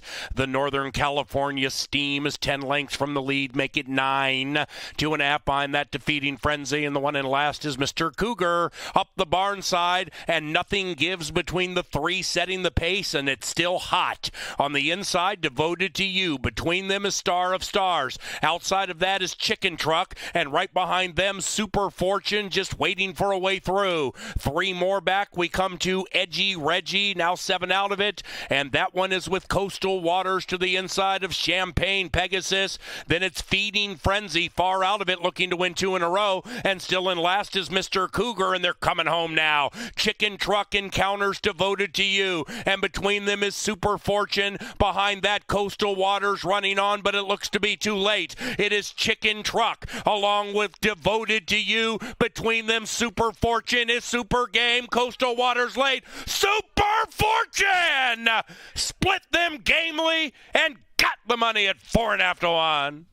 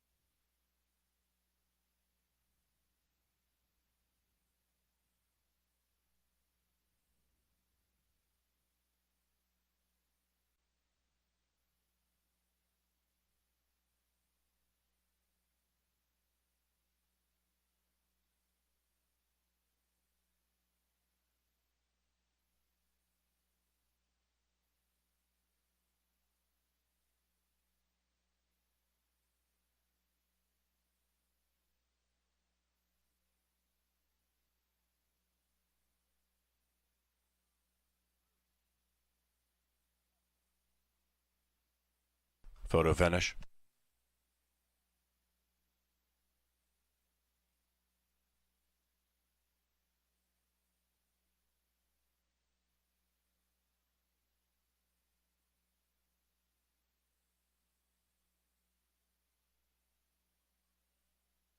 Result of the photo shows the winner is number 3, Super Fortune.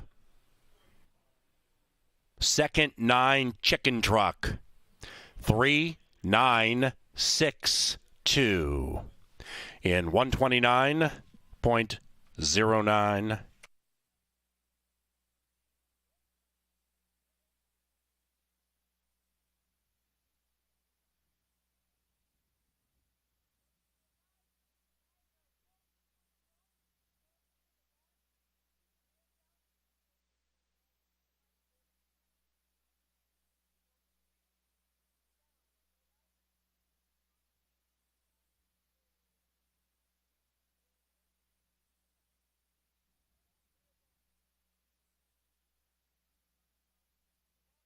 Official, exacta 83 and change. Trifecta 264.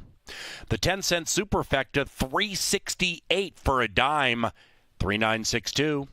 Double 20 and a half. The pick 3 on races 2, 3, and 4 paid 52.40, and the post time pick 4 paid 365.60 for a 50-cent wager. Race number 5 to be determined. We fully intend to run race number 5, but we are going to head into a lightning delay here momentarily with lightning in the Shakopee area. And, of course, in the best interest of fans and racetrack personnel, including the riders and the horses, etc., we are going to head into a slight delay here at Canterbury Park. Zipping into the winner's circle, Super Fortune and Carlo Lopez. Tim Rosine's the winning owner, the winning trainer, Cody Rosine.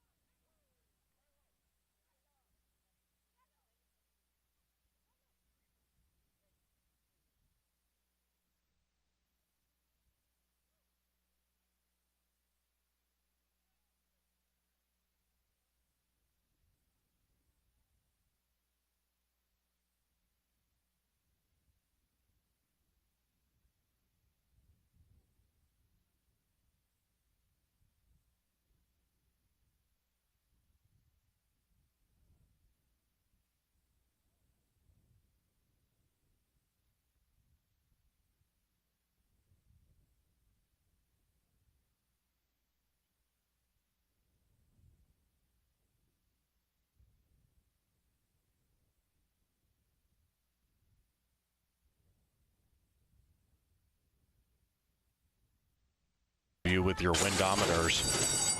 And the race aim from the center star of stars comes out speedily, and so does Devoted to You. Then we have Chicken Truck, and Chicken Truck at 16 to 1's looking to take the lead, and we have 3 in a line with 6 furlongs to go as they head around the corner on the Canterbury Park turf course. Super Fortune behind this fast early pace, and about a length and a half clear from Edgy Reggie. 2.5, 3 after that. Coastal Waters to the inside of Champagne Pegasus. The Northern California Steam is 10 lengths from the lead, make it 9. 2.5 behind that, Defeating Frenzy, and the one in last is Mr. Cougar up the barn side, and nothing gives between the 3 setting the pace, and it's still hot. On the inside, Devoted to You. Between them is Star of Stars. Outside of that is Chicken Truck, and right behind them, Super Fortune just waiting for a way through. 3 more back, we come to Edgy Reggie, now 7 out of it, and that one is with Coastal Waters to the inside of Champagne Pegasus. Then it's Feeding Frenzy far out of it, looking to win 2 in a row, and still in last is Mr. Cougar, and they're coming home now. Chicken Truck encounters Devoted to You, and between them is Super Fortune. Behind that, Coastal Waters running on, but it looks to be too late. It is Chicken Truck along with Devoted to You. Between them, Super Fortune is Super Game. Coastal Waters late. Super Fortune split them gamely and got the money at 4.5 to 1.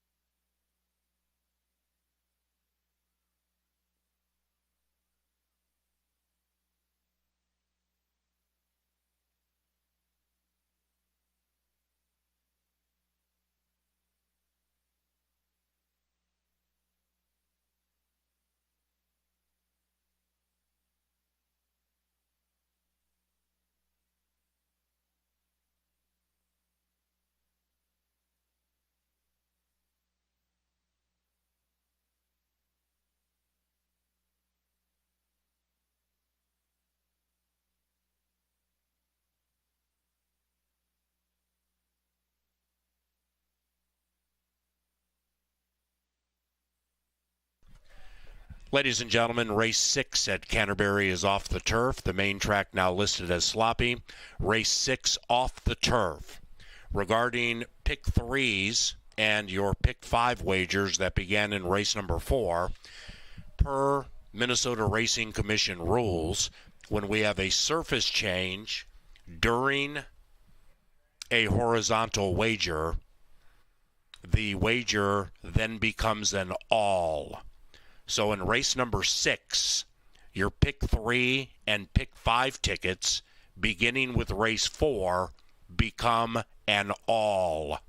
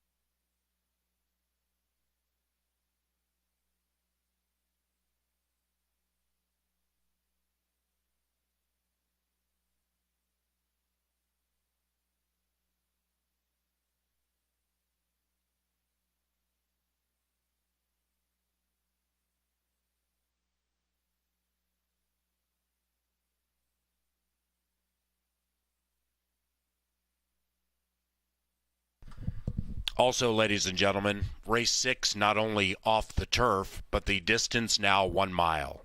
Race 6 with an all for those of you who started pick 3s and pick 5s in race 4.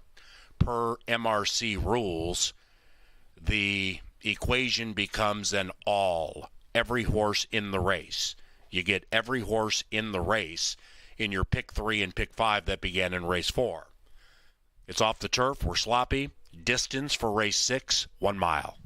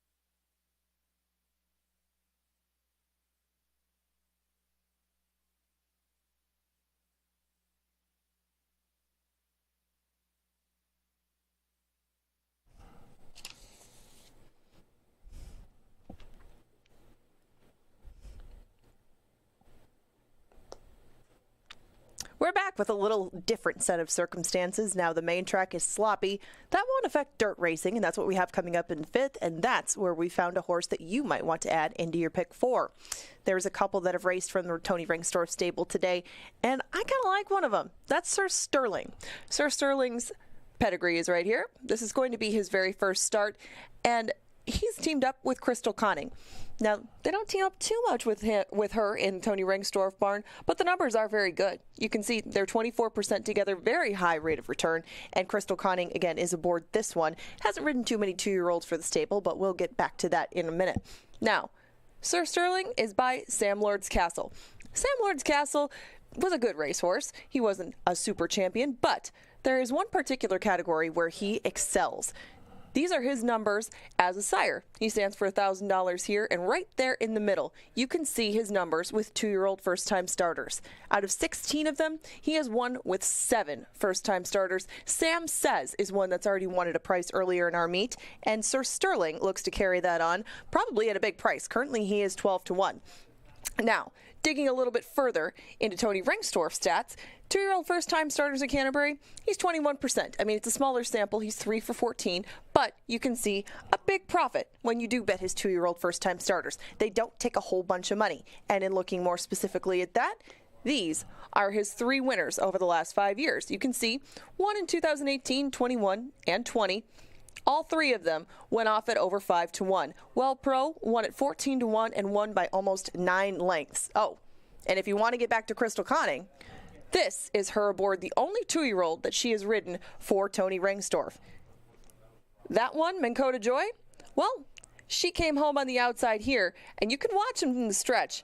They won together. That's the only one that she's ridden for Tony Rengstorff at almost 25-1. Now, Mankota Joy was not a first-time starter, but as you've seen with all the stats, it's a very profitable partnership between these two and a very good long shot addition to any of your pick 4s, and that'll start maybe in about 10-15 minutes. They are in the paddock, but definitely consider using Sir Sterling in this upcoming 5th race. Right now, he is 12-1. The horses have come back to the paddock now. Kevin and I are going to take you through it in a moment.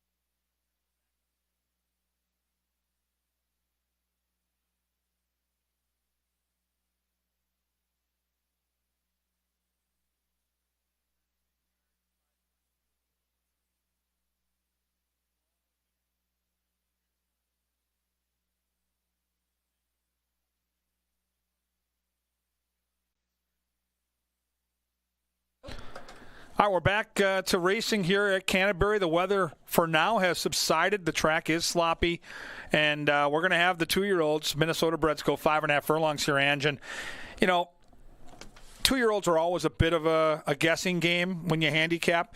This magnifies it, and this only enhances my affections for the 5 in this race. Total surprise, because most of this field has yet to do this, and now you throw in a sloppy track, and I love the fact that this horse is bred for a wet track. Distorted Humor, the sire, yes, please. Yeah, they're going to get a much different experience than their counterparts did in the first race, aren't they? And total surprise that worked out with one of the more impressive 2-year-olds that we've seen this year in It's Bob's Business. Was keeping up, obviously, and was a total surprise. But that experience Ed showed in race number 1. Would not be surprised at all if it shows here. And the money has really come in about the last 5 or 10 minutes on Total Surprise. He is your solid 6-5 favorite. Yeah, the 7's sneaky here. The 7 is Jose Patio, 12-1 morning line. If you go back to that Sam Says race that Total Surprise comes out of, this horse actually made a real nice move in the middle stages of the race and then teetered out. Another horse that might be able to handle a wet track with a little added edge and Smarty Prance in there. So I'd give the 7 a peek. I don't know what to make of the 6 because it's got the bloodlines for a lot longer, but you see a bullet 3 furlong drill. I mean, the family was all turf on this one, and Tappert doesn't have a whole bunch of 2-year-old first-timers. He's 2 for 12 thus far, but it's a pretty limited sample. I would look for this one a little bit more on the turf. Probably showed enough in that gate breeze on August 11th where they said, let's give him a roll, and Harry Hernandez is enticed. That's good, but I think that Mr. Insensitive is one that I'm going to look for probably at a different distance, like you said, and on a different surface. Now, Win Trip is one that I would expect to come down in price. This one is a full to win time. Swanky Prince, 5-star Nap, and Superstar Leo. They know this family very well in the Robertson barn. And even though 3-hour Nap is, pretty average, 13% with 2-year-old firsters, 5-star Swank has put out 3 as a 2-year-old. 2 of them finished second, 1 of them finished third. It looked like this one worked out with a $95,000 purchase named Stomping Moon. That horse is going to run Sunday. Might be a good yardstick to look at Win Trip to see how he performs in this spot, maybe as to a guide as to what we're going to get out of Stomping Moon on Sunday. 5-star Swank, my mistake, is 7, 1, 3, and 1 with first-time starters, but as 2-year-olds, they don't win as much. So kind of some mixed signals with Win Trip, but if he's anything like Win Time, they all have their work cut out for them. Yeah, and some good wet track bloodlines as well. So I think the 5 is clearly going to be a tough favorite to get around, but 2, 6, and 7 all look like horses that might be able to jump up. Anybody else in this field, because it's a crowded field, that maybe could surprise? What do you make of the 11 here off that race experience? Again, a couple of starts. Right, 2 as opposed to 1 that everybody else has. Fisherman Oscar kept himself in the race last time, and he did show a bit of improvement in that respect, but he didn't finish up much better than he did in the first out. He's got a lot of ground to make up on Total Surprise. Now, that's not to say on a wet track he couldn't do it. He might like it very much. He gets to the outside. Chad Lindsay might be able to keep the mud out of his face, but there's a lot more maybes than there are sure signs with him.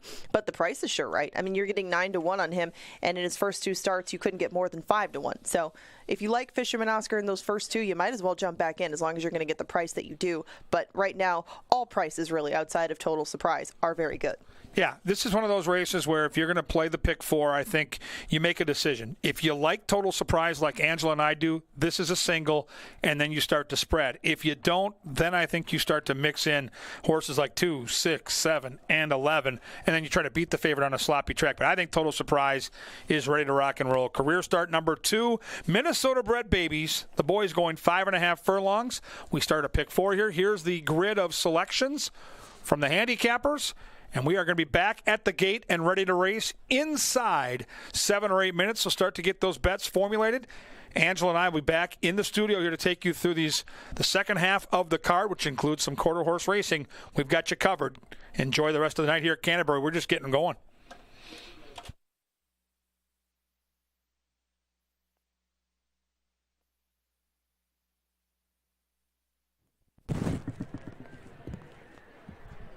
A man for all elements, it's Sir Leonard Dykert.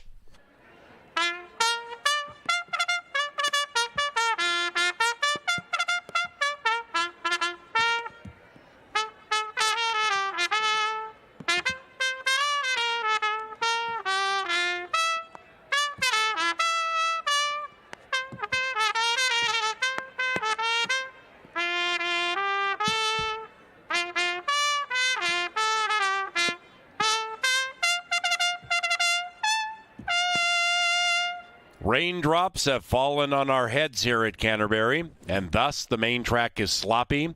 Race 6 is off the turf. Another reminder, ladies and gentlemen, with the pick 3 and pick 5 beginning in race 4, the wager now becomes an all in race 6 due to Minnesota Racing Commission rules. Also in race 6, scratch number 6, Bourbon Tan. Race 6, 1 mile on the main track. Scratch 6, Bourbon Tan.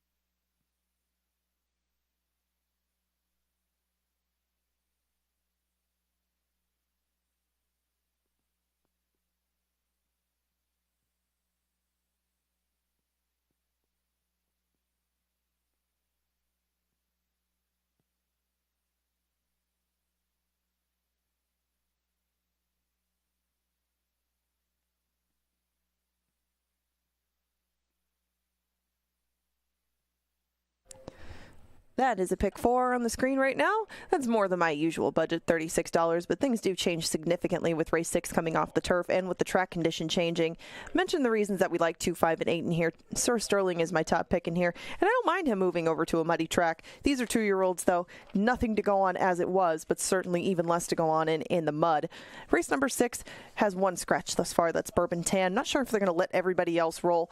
Cramden, I thought, could get the jump on a lot of the deep closers in there with Rock Tisway probably going out to set the lead. Casanova does have a couple of wins over a sloppy track. 2 and 7 for me. 3, 4, 8, and 12 in race number 7. And we close things out in race 8 with 2, 3, and 9. Keep in mind they are going straight to the starting gate. We might hurry things up a little bit as the night goes because of the weather delay. Get those pick 4s in now.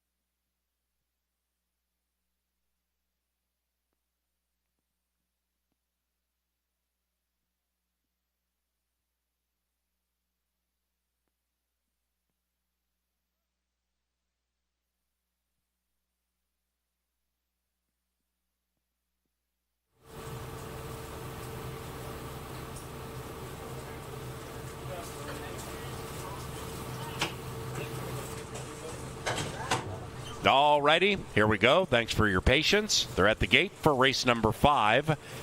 Now on a sloppy main track.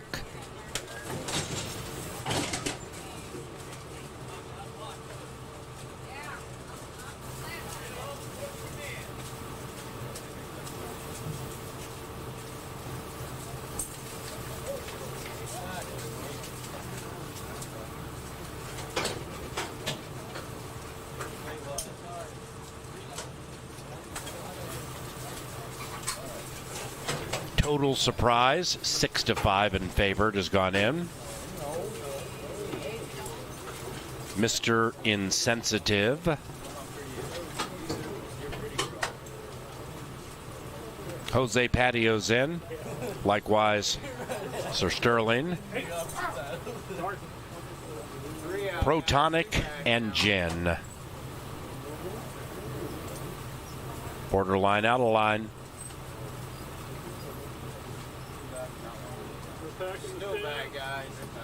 And Fisherman Oscar. 11 ain't low, Ready.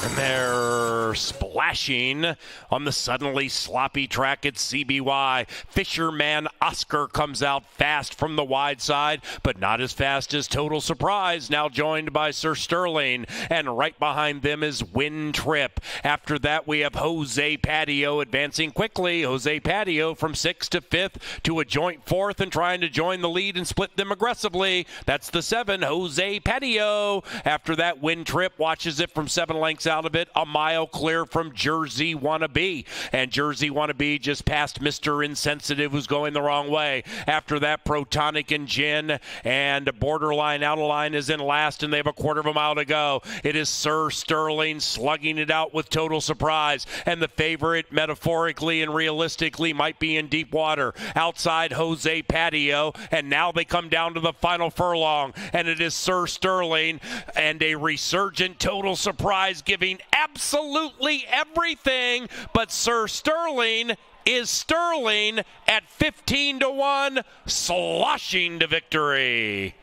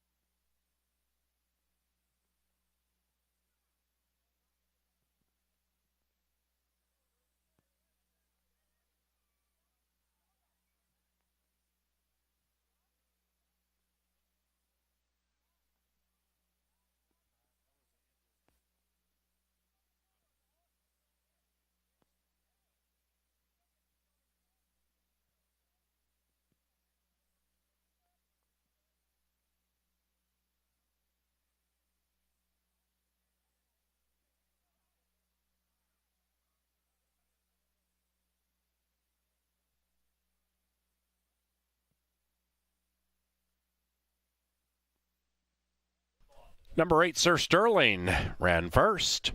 8.597 in 106.07. It's official. Exacta 50.60, Trifecta 253.10, 10-cent Superfecta 277. The double paid 247, and the pick 3 from race 3 paid 326. Well done, one of our analysts, Angela Herman. That was Ange's angle, which we showed coming up to race number 5. $33 mutual. Very well done.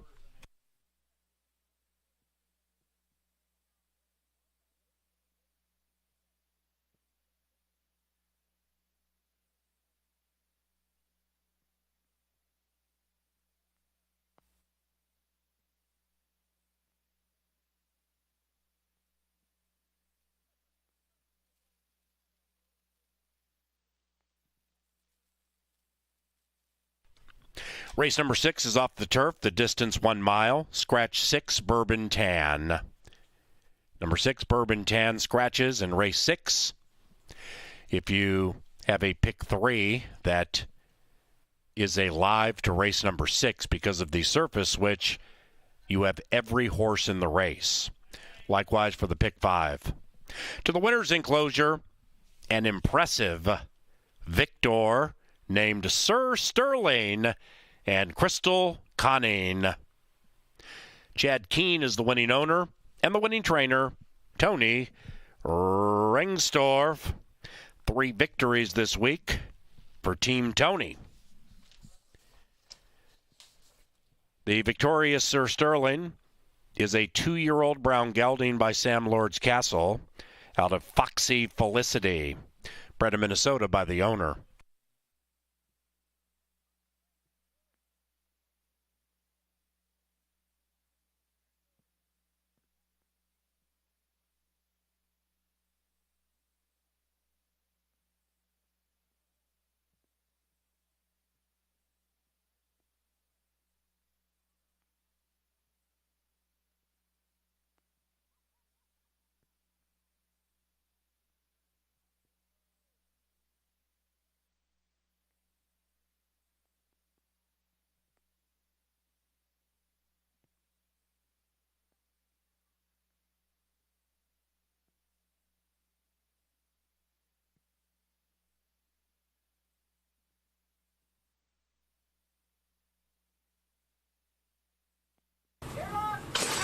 And they're split. splashing on the suddenly sloppy track at CBY. Fisherman Oscar comes out fast from the wide side, but not as fast as Total Surprise, now joined by Sir Sterling, and right behind them is Win Trip. After that, we have Jose Patio advancing quickly. Jose Patio from 6th to 5th to a joint 4th and trying to join the lead and split them aggressively. That's the 7, Jose Patio. After that, Win Trip watches it from 7 lengths out of it, a mile clear from Jersey Wannabe. And Jersey Wannabe just passed Mr. Insensitive, who's going the wrong way. After that, Protonic and Gin and Borderline Out of Line is in last, and they have a quarter of a mile to go. It is Sir Sterling slugging it out with Total Surprise, and the favorite metaphorically and realistically might be in deep water. Outside Jose Patio, and now they come down to the final furlong, and it is Sir Sterling and a resurgent Total Surprise giving absolutely everything, but Sir Sterling is Sterling at 15-1, sloshing to victory.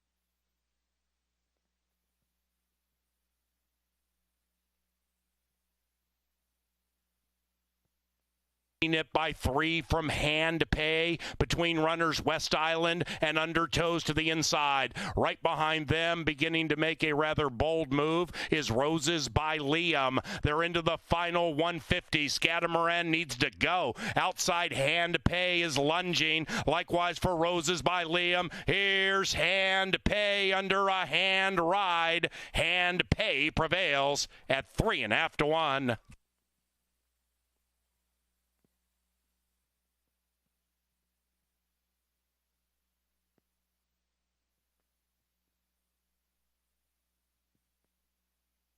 And that lead is a half. Criminal Records on the inside after that silly notion, and that one's next to Kalinicki. They're in their own personal match race, charging, trying to catch Elemental. Skycat now is engaged. Elemental 50 to 1. Here comes Kalinicki and Silly Notion, and Skycat surging late and winning. Skycat saved the best for last, got all the money.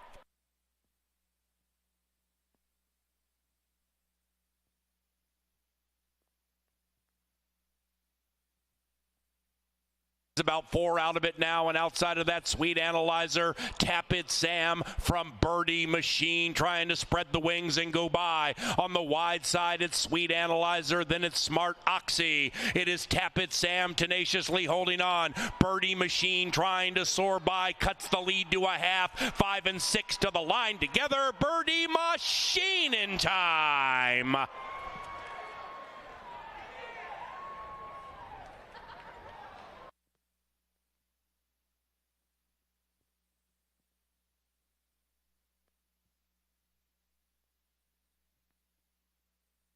And still in last is Mr. Cougar, and they're coming home now. Chicken Truck encounters Devoted to You, and between them is Super Fortune. Behind that, Coastal Waters running on, but it looks to be too late. It is Chicken Truck along with Devoted to You. Between them, Super Fortune is Super Game. Coastal Waters late. Super Fortune split them gamely and got the money at 4.5 to 1.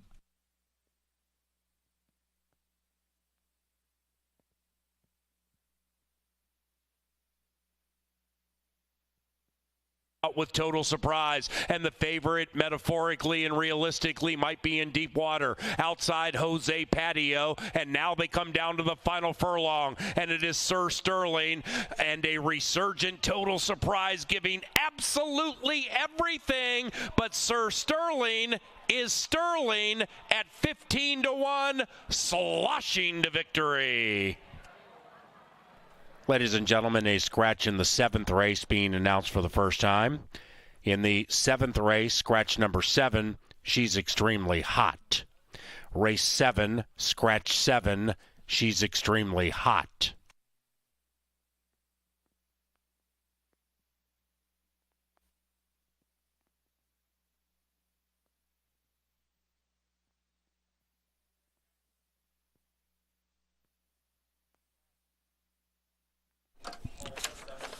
All right, Angela Herman, your tout scores. The pick 5 starts out with a couple of absolute puzzlers, including a first-time starter that pays $33. Nice work, young lady. Thanks. Angle Horse, slop breeding with the grandsire, and Crystal Conning. How about that ride? Yeah, they're 2 for 2 with their 2-year-olds and big bombs both times. Yes. Yeah, Minn-Kota Joy in that one. Just might want to throw her on a few more, Tony.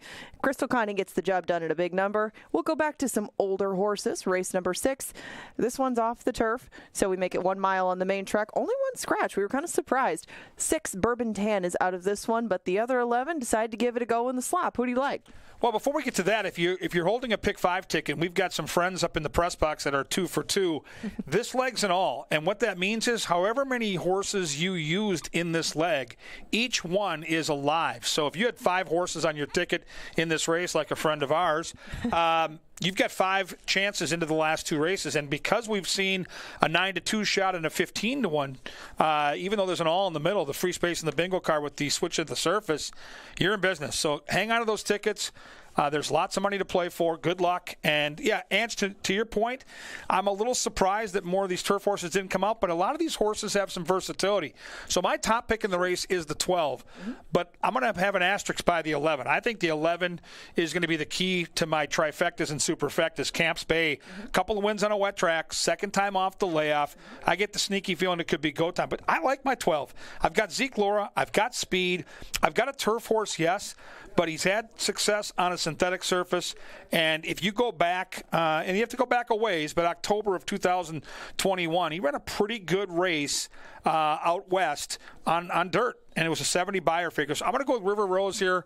I don't love the horse, but I like the horse. How about you? No, that's fair. I took him third. I just didn't like the post. I didn't like it at 7.5. I don't love it at a mile on the main track. Even if he does manage to get up and get in the thick of things, he's got Rock Tisway to deal with. And I don't know if Rock Tisway and Chad Lindsay are going to hit the gas right out of the gate and go for it. But even if they don't, this horse is just naturally a little bit faster than River Rose. And these two might end up making life a little difficult on the front end.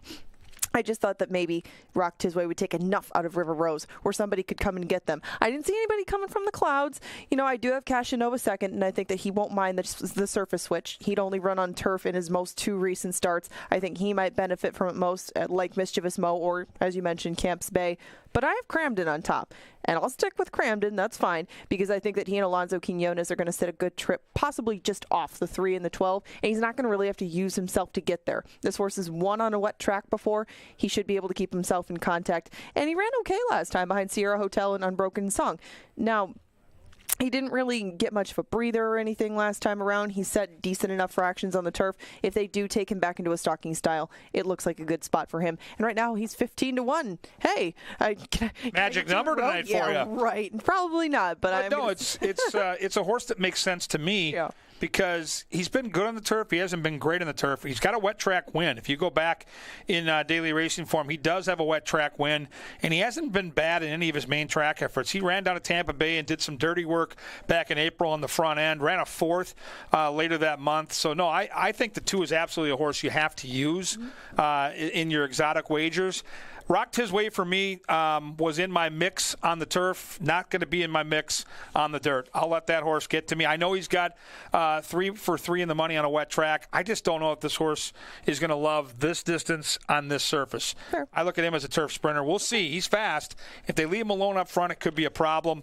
I don't know what to do with Unbroken Song, because this is a horse that he's got wet track going up and down in his running lines, right? 4 wins. Yeah, he's got the most wet track wins of anyone in here, and he comes off a good race behind Sierra Hotel. He does make sense in this spot for 13-1. His price right now? I can't believe that price. Right. Yeah, the 5 is a must-use for me. Yes, absolutely. Carlo Lopez looking for another win on the card. Seemed to get along with this horse very well last time. They were only 2 lengths in arrears of, again, Sierra Hotel, who's finished in the money a lot on our turf course. He hasn't won. I think that was his first win on our turf, but he's always in the mix. He's not the easiest horse to catch. He got a great ride from Raya Eccleberry that day, and Unbroken Song just couldn't quite run him down. He doesn't lose a lot in defeat in there. If he brings that kind of form to the table, he should be able to save ground just like Cramden. Maybe they'll be in a similar spot, but I thought he'd be further behind and maybe have a little bit more to do late. But given the surface switch, I think that he's one of the main beneficiaries of it. Now that brings me back to Cashinova, who does have 2 wet track wins. He's only got 1 on turf and 1 on dry dirt. He's a little light on the win end of things anyway, but this one comes off the turf course, and the last time he was on the dirt, he was going 1 3/4 miles against $10,000 starter allowances. Whole different ball game here.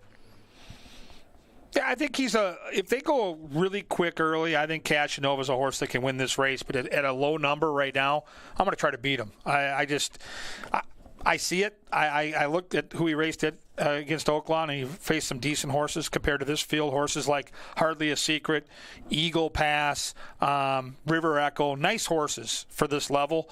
And so in tries and supers, yes, the 7 will be on my tickets, but no, win end, I'm going to look elsewhere. I think right now the value on the board is the 5. As the horses now get ready to leave the paddock, and you get your closing remarks, and we'll set up the betting, because they're going to go onto the track and likely head right to the gate and be on time in 5. Nope, I think you wrapped it up perfectly. 2-7-12 for you, 2-7-12 for me, 12-5-3 for you. 5 minutes to post. Good luck, everybody.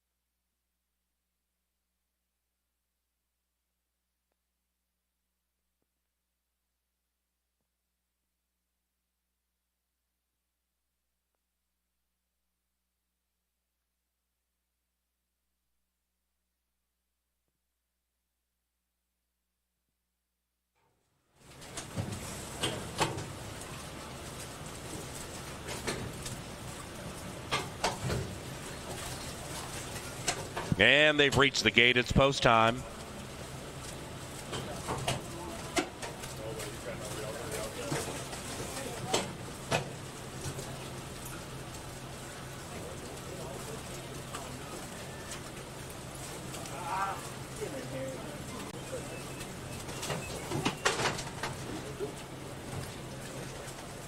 Everybody stay clean.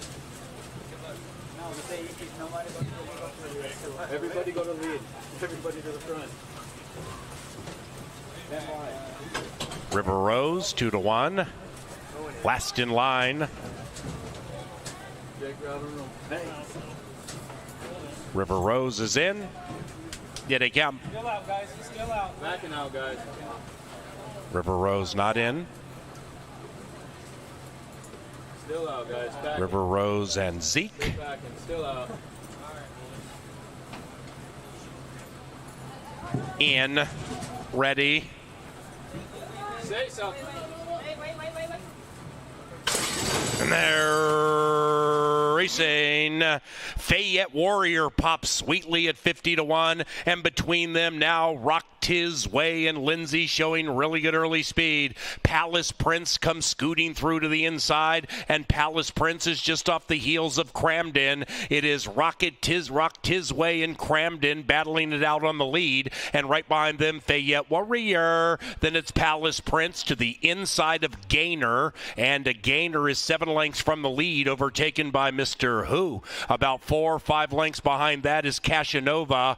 Check that. That is Unbroken Song, 10 lengths out of it. Casanova to the inside, and right next to that one is River Rose. Behind River Rose, about a length, is Mischievous Mo, about 10, 11 lengths from the lead, and the one in last is Camps Bay. They head into the far turn, and up goes Cramden, taking the lead by nearly a length. Mr. Who applies pressure to the outside. Behind them is Palace Prince. Then we come to Rock His Way, whose hopes were short-lived. Casanova's making a nice move on the inside, and Casanova splashes into fourth and is being angled to the outside by Echoberry on the move. And that one is far, far clear from Mischievous Mo. That one is 10 lengths from the lead, and they're chasing Cramden, still spotless cap to boot. It is Cramden leading it. Casanova continuing to mean business to the outside of Palace Prince. These three into the final 175. Cramden is 17-1, still leads it clearly. Cramden drifting but leading.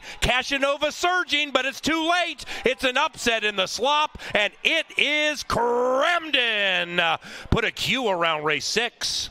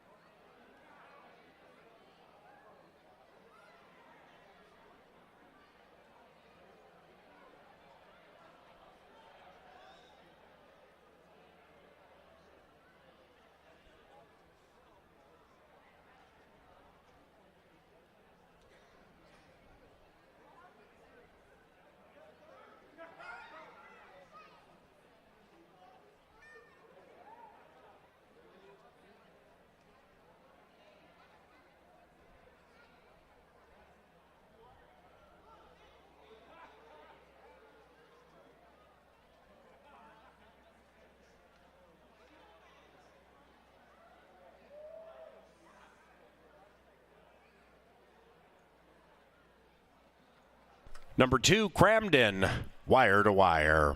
2-7-1-11 in 139.64, and it's unofficial.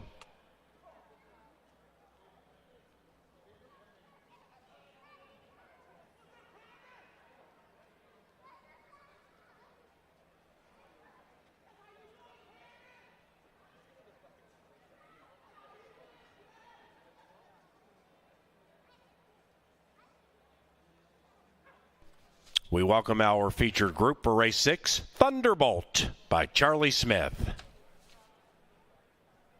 Race 6 provided by the Minnesota Lottery. And race 6 is official. Exacta, 78.10. The 10-cent superfecta paid $1,431. 2-7-1-11. well over 1,000 for a dime. 50-cent trifecta, 271, 574.50. In the winner's enclosure, Cramden and Alonzo Quinones. The winning owner and trainer, Tim Padilla. Massive payoffs in race number 6. The double from race 5, 248.80 for $1. The pick 3, 3-8 all, 105.55. Number 12, River Rose, was claimed for $7,500. The new trainer, Carl Broberg, and the new owners, Rocket Wrench Racing. That's River Rose, claimed for $7,500. Broberg, Rocket Wrench. 7th race, sloppy main track. Scratch numbers 7 and 10.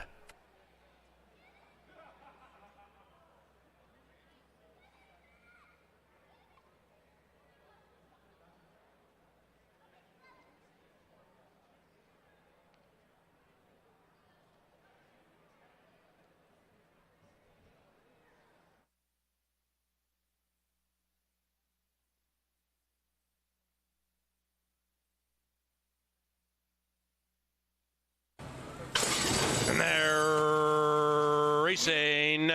Fayette Warrior pops sweetly at 50-1, and between them now Rock Tiz Way and Lindsay showing really good early speed. Palace Prince comes scooting through to the inside, and Palace Prince is just off the heels of Cramden. It is Rock Tiz Way and Cramden battling it out on the lead, and right behind them Fayette Warrior. Then it's Palace Prince to the inside of Gainer, and Gainer is 7 lengths from the lead, overtaken by Mr. Who. About 4 or 5 lengths behind that is Casanova. Check that. That is Unbroken Song, 10 lengths out of it. Casanova to the inside, and right next to that one is River Rose. Behind River Rose, about a length, is Mischievous Mo, about 10, 11 lengths from the lead, and the one in last is Camps Bay. They head into the far turn, and up goes Cramden, taking the lead by nearly a length. Mr. Who applies pressure to the outside. Behind them is Palace Prince. Then we come to Rock Tiz Way, whose hopes were short-lived. Casanova's making a nice move on the inside, and Casanova splashes into 4th and is being angled to the outside by Eccleberry on the move. And that one is far, far clear from Mischievous Mo. That one is 10 lengths from the lead, and they're chasing Cramden, still spotless cap to boot. It is Cramden leading it. Casanova continuing to mean business to the outside of Palace Prince. These 3 into the final 175. Cramden is 17-1, still leads it clearly. Cramden drifting but leading. Casanova surging, but it's too late. It's an upset in the slop, and it is Cramden. Put a Q around race 6.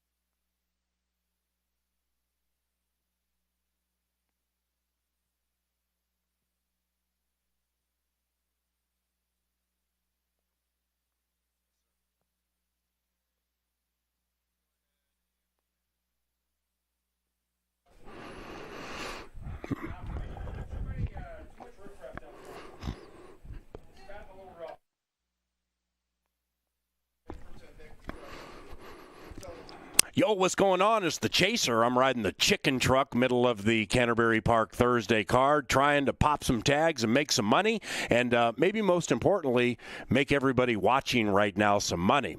The Chaser for race number 7, what do these three have in common? You have the great elite immortality Jackie Robinson, Mariano Rivera, the greatest closer in the history of baseball, and Ronnie Lott, one of the great safeties in the history of football. I can tell you what they don't have in common is Ronnie Lott has 9 fingers and everybody else has 10. But what they do have in common is they all wore number 4 too. So when I jump on that chicken truck as the Chaser and I'm riding into the winner's circle, I'm going to ride in there with a $20 straight exacta 4 too. I got 9-2 House of Targaryen, Game of Thrones fans, Khaleesi flying in on her fastest dragon, and I came to shame the 2 at 9-1 for the vaunted George Smith team. Let's get this 4-2 home and make it a $20 exacta. That's how the Chaser guides you, and let's ride that chicken truck to victory.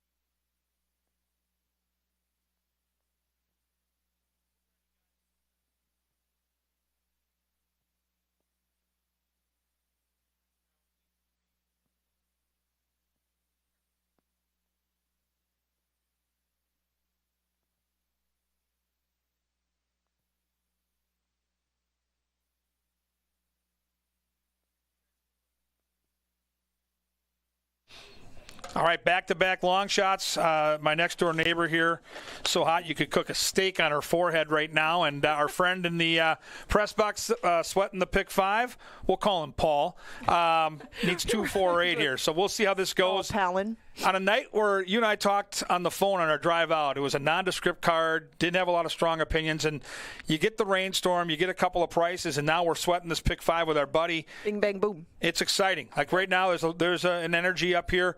And this is the power play race of the night. I love the 8. I love Moonshine Moxie. I love the fact that this horse has some early speed. I don't think there's going to be a lot of closing in the stretch. If you watch right now the way this track is playing, I think you want to be in the 3 or 4 path. I think you want to have speed turning for home.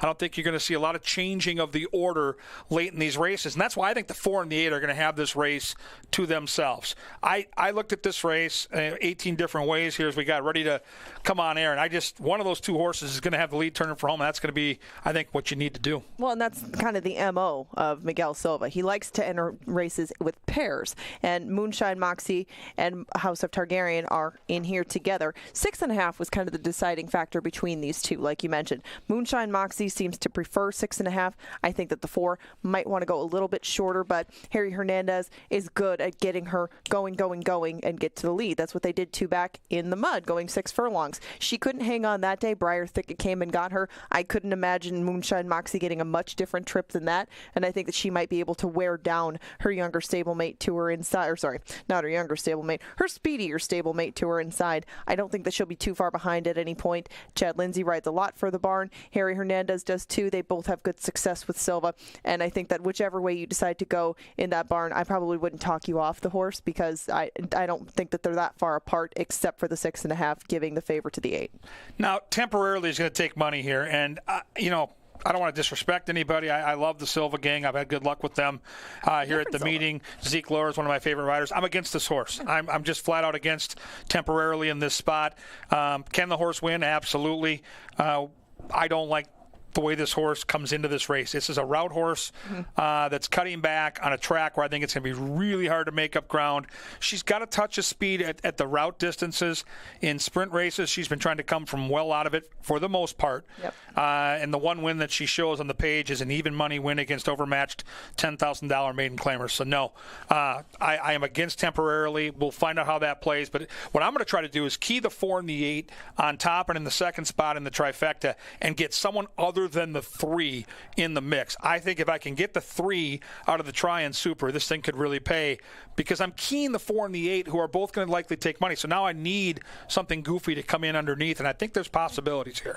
Well, and you've got quite a few horses cutting back off 2-turn races. And we talk about that when the track is dry, you would almost prefer to have a horse coming back from a mile, just cutting back a furlong and a half. But with the track, the condition that it's in, you want to maybe take a horse that could only get 5.5, could only get 6, or like Moonshine Moxie that specializes at 6.5, and it may take them a little bit further on this track than it would on a dry surface. I look at Full Speed Astern, and that's kind of the possibility that I saw for a price in there. She's 13-1 right now. She has shown speed going a little bit longer. On the cutback, though, she hasn't been too far out of it. I like this tout, yeah. When she was out west, when she was at Turf Paradise, she was never too far out of it, and I thought maybe the outside post would be the main advantage for her to use that speed. Same thing goes for That Would Be Nice. She has shown a little bit of speed, some pressing sort of speed, but Full Speed Astern is the one that kind of caught my attention for a horse that could go up there and keep herself in the race at a price, because I did not think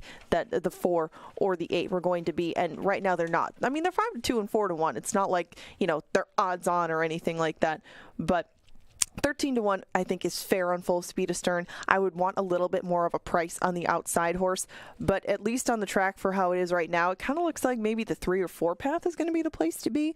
If somebody can get there and can get a rhythm going, they're going to be hard to run down. If you had a horse in here that if everything melts down, if everybody just guns, who can come and get them all? Well, that's a great question. Stream's been off forever. Do you think maybe the 2? I Came to Shame, who does have a wet track win. And I think the 2 is going to show speed, though. I don't think this horse is coming from the clouds. I think if you go back to the wet track win, she went 22 to the front. I think the 2 actually has a chance to get a good trip and hit the board. Okay. If you're looking for a horse to charge, I like your 11. I think the 11 makes a ton of sense. The 9 intrigues me a little bit. The 9 is a horse that, can the 9 win? Maybe, but absolutely, if you're building a Tri or Super, this is the kind of filler that can clomp in there at the end of the race. And since the claim back in May, Ryan Kenny's had this horse run and hit the board both times. Been a part of the Super twice. Last time on a muddy track, House of Tagarian beat this horse, but this horse made up some ground. I think the 9 is an interesting long shot to pick up the pieces at the end. I like your 11 tout, but I'm sticking to the 8. I think the power play and the 4 are going to decide it in the stretch. There's a good look in the enclosure at the horses. We're, again, back to that 5-minute spot, Ange. So we're going to tell fans a little different cadence now. Head to the windows right now. Get to your machines. Get your bets in. They're going to go right to the gate in this inclement weather situation with the wet track. And we've got 2 more legs of that pick 5. If you're alive like our friend, good luck. And don't forget at the back end, we've got a bunch of great quarter horse races. The night is still in diapers, people. Get comfortable. Enjoy. What else are you going to do on a rainy Thursday night in Minnesota? You're going to play horses with us. We're going to take you through all the activity. 5 minutes to post. Good luck here in the 7th.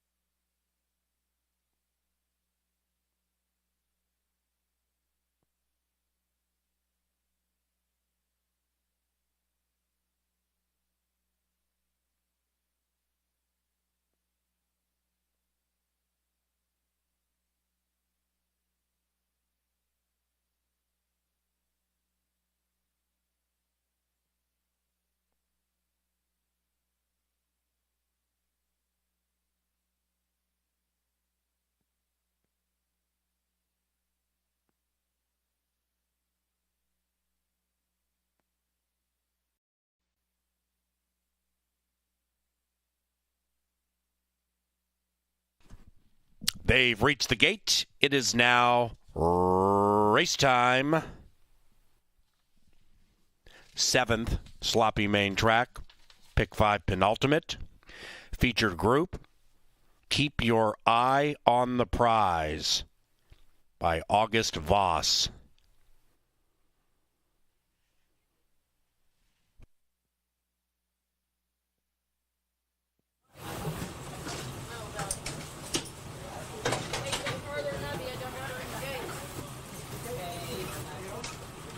House of Targaryen with Harry.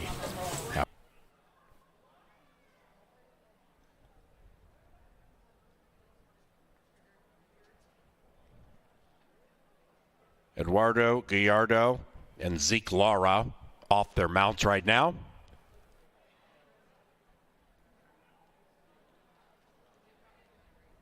Starter heading back to his spot. Riders heading back to their mounts.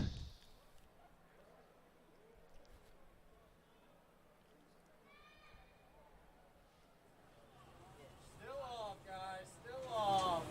Well, we got a horse back still, gentlemen. We still got a horse out. One out. We're on the one. Horse back. Priceless Miracle last in. We're locked. And they're racing. House of Targaryen flies out of the gate, and so does the gray Moonshine Moxie. And splitting them, Claire Crescent with Carlo Lopez. And Claire Crescent at 35-1. Splashes clear by 2, make it 3. Moonshine Moxie and Priceless Miracle are in tow, but Claire Crescent has a healthy lead between runners House of Targaryen to the inside of Ort Stream, and outside of that is Impulse Us. And Impulse Us begins to advance 7 lengths from the front. Temporarily is shoved on hard, about 7 out of it, and about 2 clear from Full Speed astern. That would be nice second last, and I Came to Shame far out of it. They're chasing this tearaway long shot named Claire Crescent, and Claire Crescent leads it from Moonshine Moxie and House of Targaryen. After that, it is Impulsas continuing to splash along, catching an Aqueduct to the inside, and those 4 are a mile clear from the rest of the field. It is Claire Crescent inside. Impulsus making a very nice move at 22-1. And Impulsus with Moonshine Moxie cut on together. Outside of that, House of Targaryen, and that one is caught Khaleesi's Dragon. It is Moonshine Moxie splashing home. Moonshine Moxie at 3.5-1 gets all the money. 8-9-4 in race 7.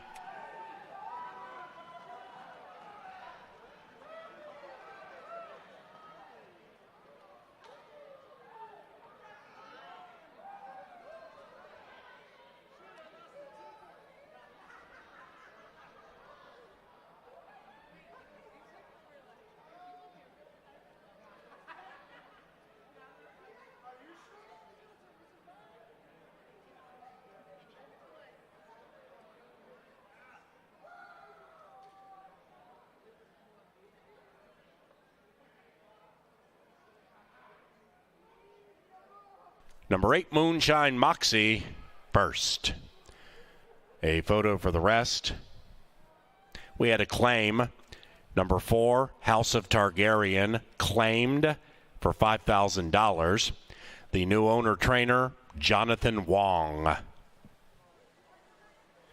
Number 4, House of Targaryen, claimed, Wong Wong.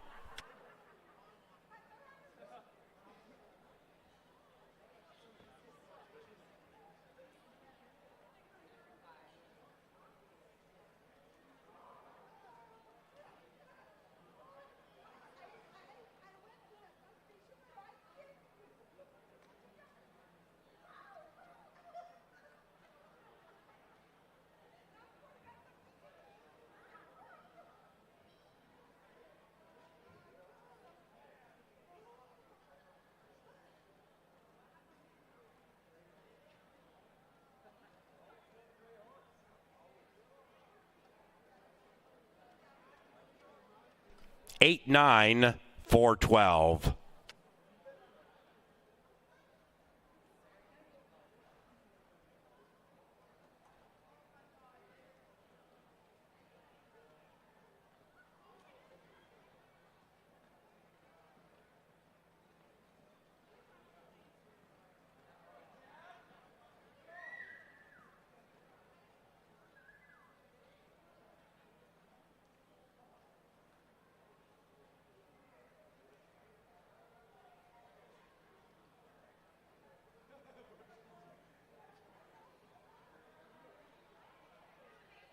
7th official.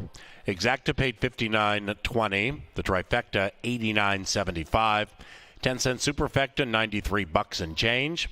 Double $101 from race 6. And the pick 3 paid $1,937. Big fat pick 3 on races 5, 6, and 7. 828, $1,937. Entering the winner's enclosure, Moonshine Moxie and Chad Lindsay.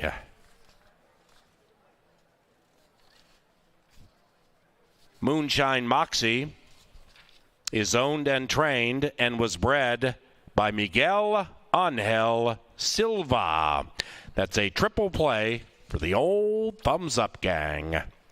Moonshine Moxie is a 4-year-old gray filly by Skipshot out of Manhattan Moxie, bred here in Minnesota. The 8th race is 20 minutes from now. In race number 8, scratch number 1, Gone a Lil Loohoo.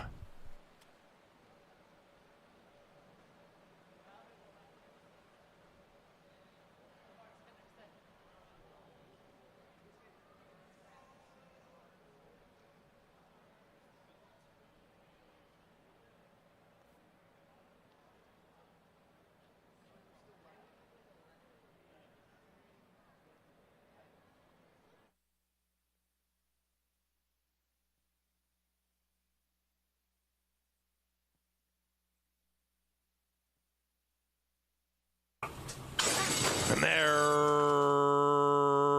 racing. House of Targaryen flies out of the gate, and so does the gray Moonshine Moxie. And splitting them, Claire Crescent with Carlo Lopez. And Claire Crescent at 35-1 splashes clear by 2, make it 3. Moonshine Moxie and Priceless Miracle are in tow, but Claire Crescent has a healthy lead between runners. House of Targaryen to the inside of Ort Stream, and outside of that is Impulsus, and Impulsus begins to advance 7 lengths from the front. Temporarily is shoved on hard, about 7 out of it, and about 2 clear from Full Speed Astern. That would be nice second last, and I Came to Shame far out of it. They're chasing this tearaway long shot named Claire Crescent, and Claire Crescent leads it from Moonshine Moxie and House of Targaryen. After that, it is Impulsus continuing to splash along, catching an Aqueduct to the inside, and those 4 are a mile clear from the rest of the field. It is Claire Crescent inside. Impulsus making a very nice move at 22-1,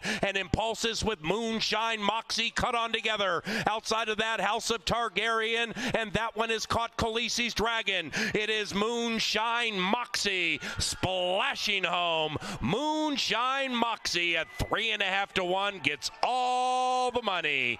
8-9-4 in race 7.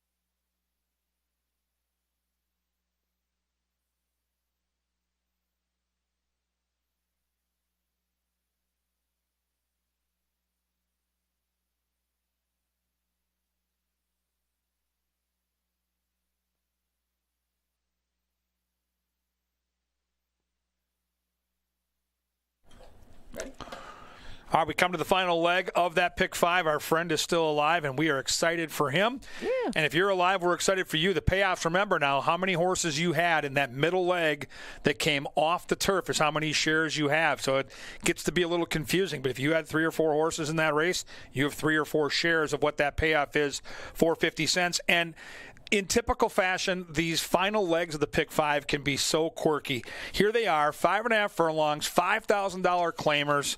And Ange, I'm going to stay with what I said before the most recent race. You want to be near the lead, turn it for home, or you're going to be out of luck on this track. And I think this is normal for a wet track here at Canterbury. We've watched this track for decades. Right. You want to be near the lead here. Of course. And I think you'd want to be towards the outside. That was the main argument, I guess, that I had against Natural Chill. I didn't use him in my top 3, but he does have speed. So I give him credit for that, but I went to the other end of the gate with Misawa. And we got a glimpse of this horse at the $10,000 level last time. He hung on a lot better than he did against 20s, and it looked like he was going to go ahead and head the winner just right, Mike, but he kind of hit a wall in the stretch. It kind of looks like this horse doesn't want a yard further than 5.5, but they compensate for that by dropping him from 10,000 to 5,000. I thought that this was a good mix for him. Bridgemahan stays aboard for Wade Rarick, and this horse has a lot of pieces that fit together for me, especially from a pace standpoint. Even if he doesn't want to go out there, if somebody decides to go bonkers and get clear on the front end, he can at least sit close and keep Misawa within range. What do you make of the layoff? Horse raced on June the 30th. We see no races in July. We're now in the middle of August. We see no published workouts. What are your thoughts? Well, I mean, it was a big effort on his part. They did go quick. Maybe he just needs a little bit more time between his races. He had almost a month from the beginning of June until the end of June. He took all of May off. This horse just might be one that's a little bit hard on himself, so he needs a bit more time to recover from those races. If he does go that quick like he did, I mean, he's just going to naturally need a little bit more rest between sprints rather than routes, and I'm okay with it. It's not a humongous, insurmountable layoff. He worked well, just a little 3/8 snappy drill to get ready for this, and I think that it's his race, at least from a pace standpoint, to probably lose, and I think 4-1 is fair. Yeah, Natural Chill to me is a bit of an X factor here. I think the 9 is quicker, and I know this horse is going to take money because it's Mac Robertson, it's Constantino Roman. Sure. There's a steady set of workouts. Likes 5.5. Yeah, I just can't do it here. And, like last race, I was against one of the favorites. I'm going to be against this horse, and I love Mac and almost everything he sends out there. But to me, if this horse doesn't get the lead and the 9 is faster, which I believe is the case, then I don't see a path to victory. This horse looks like a horse that when this horse is feeling good and when this horse wants to go out and win a race, it goes his way on the front end, specifically into the far turn. Yeah. Prove me wrong. We'll see. The wet track breeding is decent there. Yeah, great breeding. To me, the horse that might get the trip is the 3. And you go back to the muddy track last summer, about a year ago from now, late August last summer. That trip at nearly 9-2 might be the trip that the 3 gets here because 2 and 9 are going. 3 is going to be right behind him with Harry sitting in that catbird seat ready to pounce. I think this horse might get the perfect trip tonight in the mud. Yeah, he likes the mud a lot, it seems. But I think even though he ran second at first asking last year in May, he seemed to really get better as his year went on. This year he's only had 2 starts. I think that maybe this horse gets a lot more out of his races than he does out of his works. Sir Bonbon works a lot of steady half miles, 3/8, but he doesn't do very much of it quick. We can't go ask him, but I would guess that Sir Bonbon just isn't a horse that puts a whole bunch into his morning work. So if we can maybe get one more into him today, I'd be a little bit more interested in him next time around and see if we take a step forward without maybe winning today. Right now he's 7-1 on the board. Not a big fan of that, but your favorite is Ruby's Red Devil. And last time it looked like Ruby's Red Devil just had the table set for him. Almost everybody else went out there and disputed a very fast pace. Ruby's Red Devil wound up from the back, stayed on the inside. Seas parted and Ruby's Red Devil drew away. I didn't envision that happening again, but obviously some people do. He's 3-1. What do you think? Not on this track. I had him on top when the card started, and I'll use this horse underneath in my exotic wagers. I don't love the way the track is playing. So you can see right there, I've got the race. I believe it was 5-9-3 before the storm came through. But since that storm, I just don't see closers having that success. So put an asterisk by those numbers and understand that the way the track is playing right now, unless it completely falls apart, I think Ruby's Red Devil is going to be up against it. He was all dressed up last time, got the perfect setup. The horse that might be a closer to keep an eye on that's got some really good wet track experience is the 4, New Dice. To me, if you're going to play a closer to win the race, that might be the number you go with. It's going to be a better price. 5 starts on a wet track. He's 4 for 5 in the money.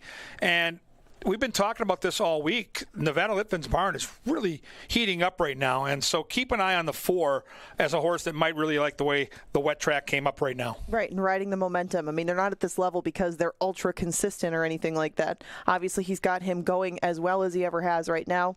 I think he's a definite player in here, especially with the muddy track. Right now, he is 5-1, but you can look up and down the board. We're having trouble finding a definitive favorite. You get 3-1 on Ruby's Red Devil, but a lot of other horses within close range, and I wouldn't be surprised to see the favorite change another couple, 3 times before they get to the gate. I think the speed of the speed is the 9. I would want to see this horse when they come out of the saddling enclosure. Our crew does a great job of keeping an eye on the horses, even though it's an abbreviated session here, and we're going to wrap things up. But watch the way the horse is warming up. Hasn't raced in a month and a half. Sure looks good right now, standing there in the enclosure, but I want to see what the horse looks like warming up.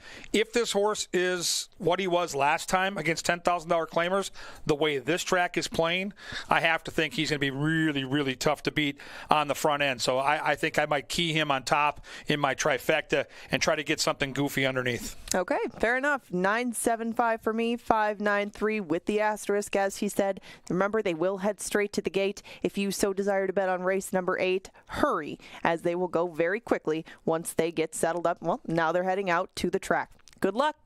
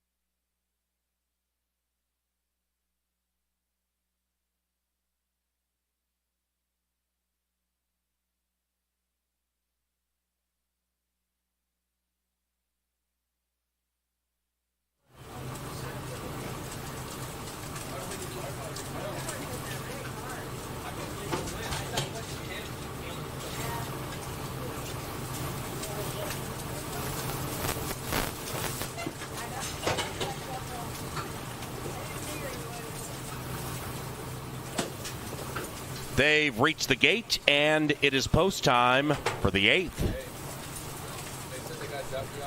Moving in line on the sloppy main track, we began fast and firm. All circumstances changed following race 4. Ruby's Red Devil looks to win 2 in a row. Here comes the hammer. And Misawa last in line. 8 in the gate, race 8.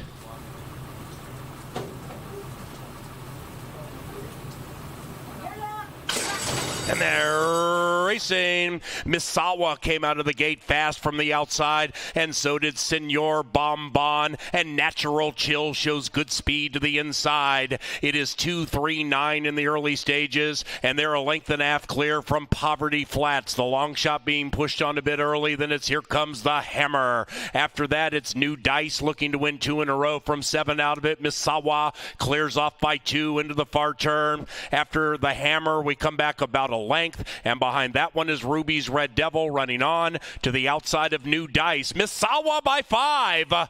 Misawa kicks clear by 6 lengths from Natural Chill, who's no longer on the chill. After that, it's Poverty Flats rolling up into second, and they're all chasing Misawa. Spotless Cap to boot with a 5-length lead. It is Misawa with the lead, and several are beginning to converge on Misawa, led by Ruby's Red Devil to the outside. Inside the final football field, here comes Ruby, and inside of that is New Dice, but it's Ruby's Red Devil to provide a heavenly victory.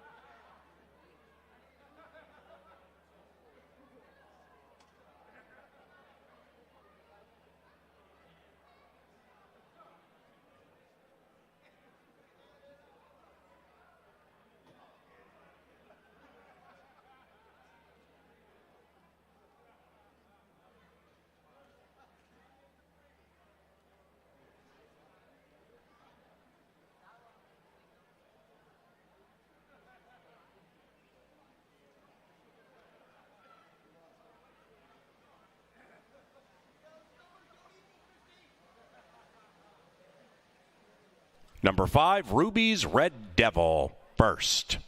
5-4-9-6 in 106.28, and it's unofficial.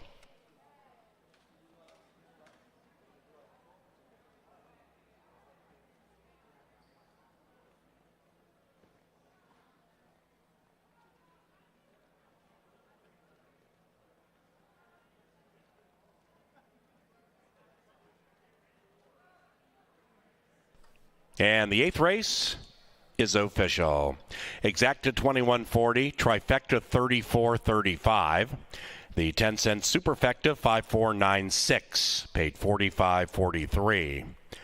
Pick 3 240. The pick 5 1248. 1248 for that pick 5. And the pick 4 paid 4628 for a 50-cent wager. Big payoffs, big fields, and big league racing tonight right out here at the park. Ruby's Red Devil finds the winner's enclosure, and the winning rider, Rye Eckleberry. End Zone Athletics are the winning owners, and the winning trainer, Carl Broberg. Ruby's Red Devil is a 4-year-old chestnut son of Kila from the Fusaichi Pegasus mare, Angel in Lace. We come now to the 9th race. It's just 20 minutes from now. In the 9th, scratch number 1, Carl's Dirt Surfin', and number 3, Cowboy Alex, is picked up by Ramiro Garcia.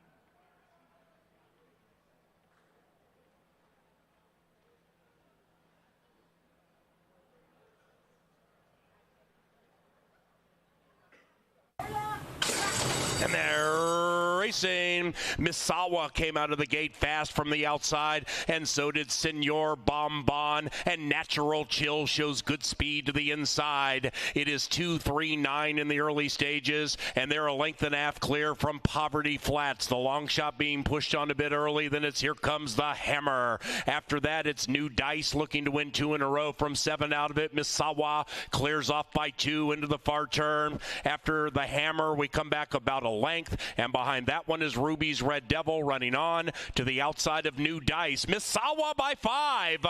Misawa kicks clear by 6 lengths from Natural Chill, who's no longer on the chill. After that, it's Poverty Flats rolling up into second, and they're all chasing Misawa. Spotless Cap to boot with a 5-length lead. It is Misawa with the lead, and several are beginning to converge on Misawa, led by Ruby's Red Devil to the outside. Inside the final football field, here comes Ruby, and inside of that is New Dice, but it's Ruby's Red Devil to provide a heavenly victory.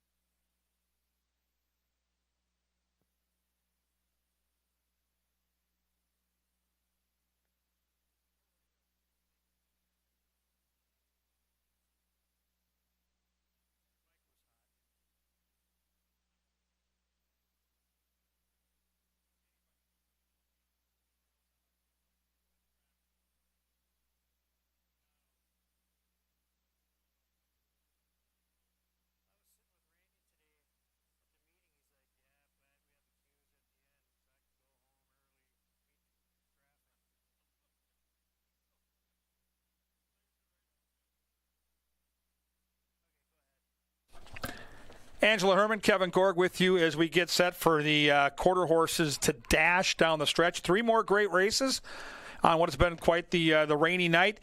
Ange, with the way the track is playing, when the track drains, I have to figure you don't want to be too close to that rail in these quarter horse dashes. Well, not usually, but the last time that we encountered a track that was a little bit off and goofy, that was the place to be. I don't think that's the case tonight. It doesn't look that way, at least from the looks of the thoroughbred races, but I guess we find out. We have 3 opportunities to take that in, although the last is 110 yards.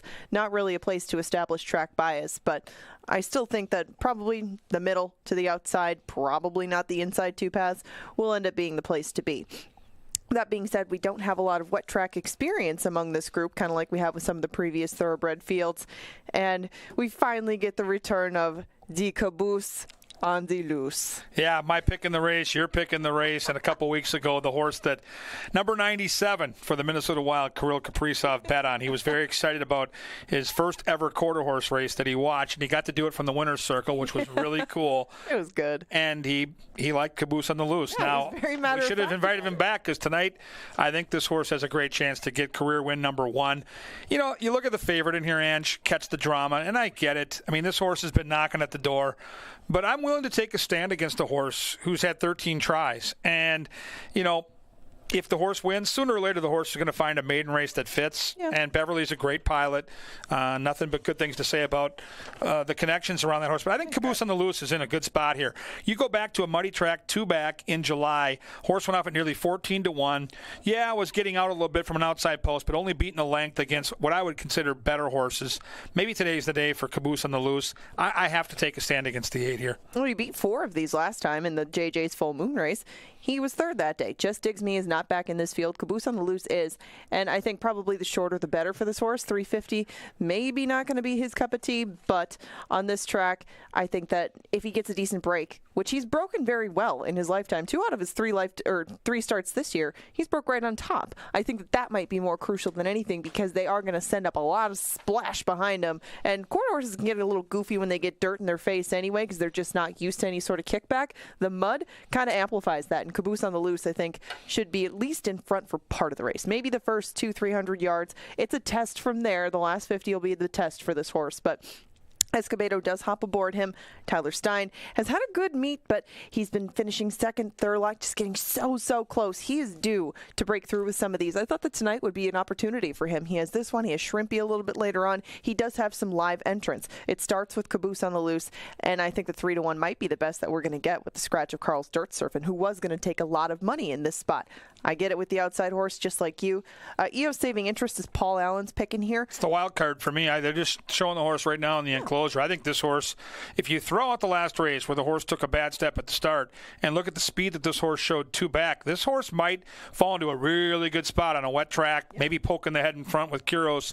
Ed Ross Hardy, Cloudy Day, maybe the gray. I think the 7's very interesting here. Yeah, and she stayed in touch with the top 3 in that June 29th race, going 400 yards. She kind of fell back in the last 100 yards or so. You'd think that 300, 350 might be a little bit more in her scope than 400. And when she did perform at 350 the next time around, she ran a race that would probably be very competitive in this group. So I did use her 3rd. I used Catch the Drama 2nd, but we're going to see if old 97 can boot one into the winner's circle with Caboose on the Loose. I go 4, 7, and 8. I'm going to take a stand against the 8. I hope you're out there watching Kirill on your laptop, and you've got one of your Russian friends here at the track cashing on Caboose on the Loose, because I think tonight's the night we get to see this horse in the winner's circle. Good luck to everybody out there, and don't forget, we've got the late daily double coming. Angela and I are going to take you through all these great quarter horse races, and we're going to come on back this weekend for another great weekend of racing. Alabama Day at Saratoga if you want to simulcast Saturday, Twilight Racing at 5 Saturday at Canterbury, Sunday at 1. Right now, quarter horses, pick 3. Here they come.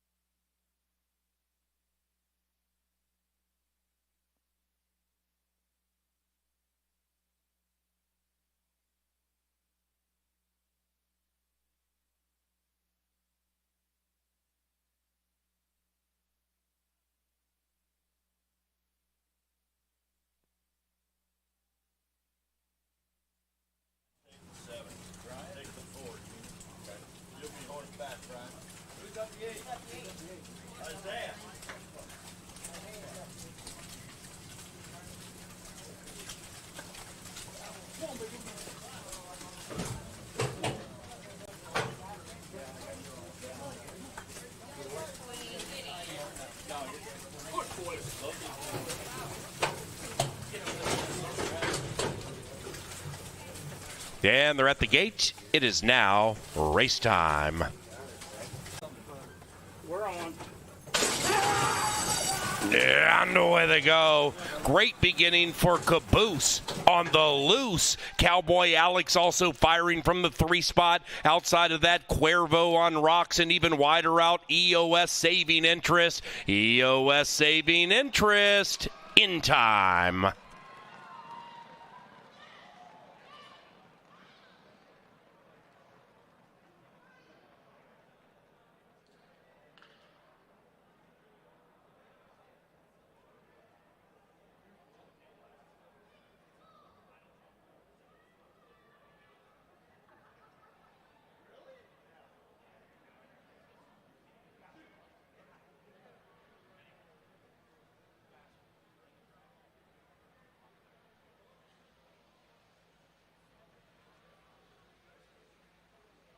Number 7, EOS saving interest, first. 7-3, and a photo.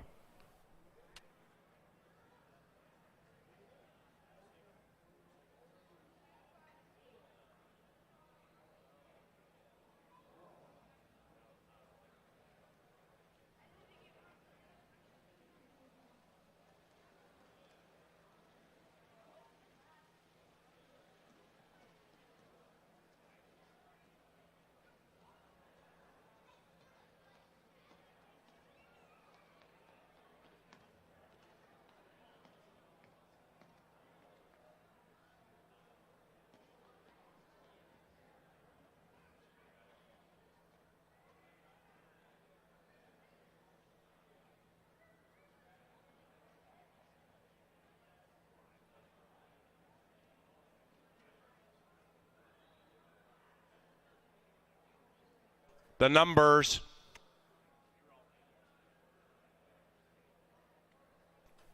Seven, 3, 4, 6.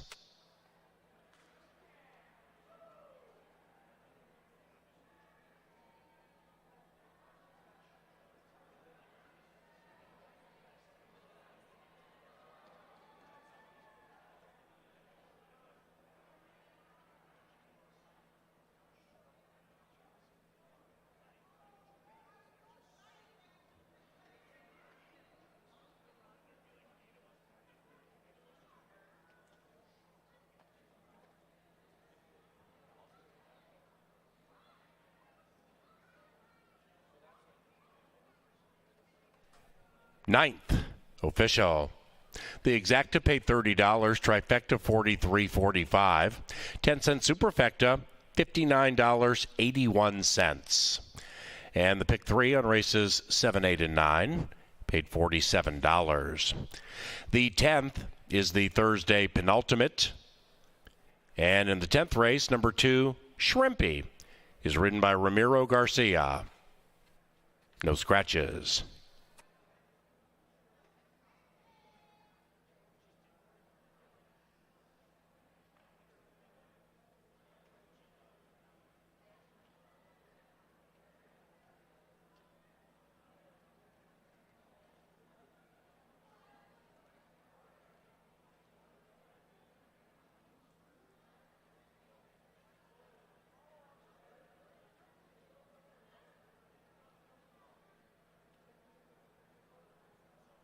Now entering the winner's circle,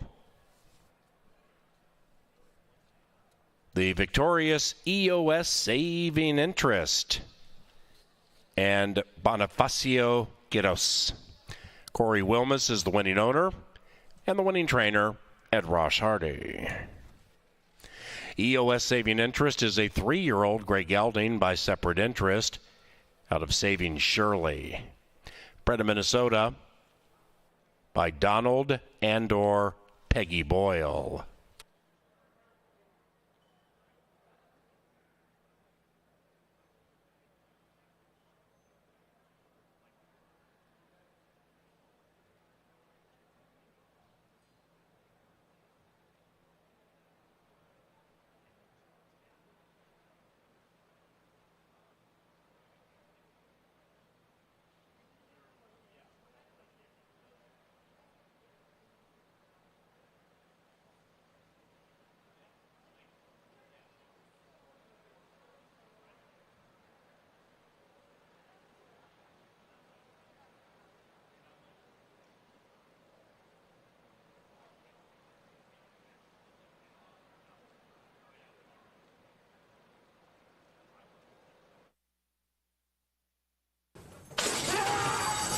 And away they go. Great beginning for Caboose on the loose. Cowboy Alex also firing from the 3 spot. Outside of that, Cuervo on rocks and even wider out. EOS saving interest. EOS saving interest in time.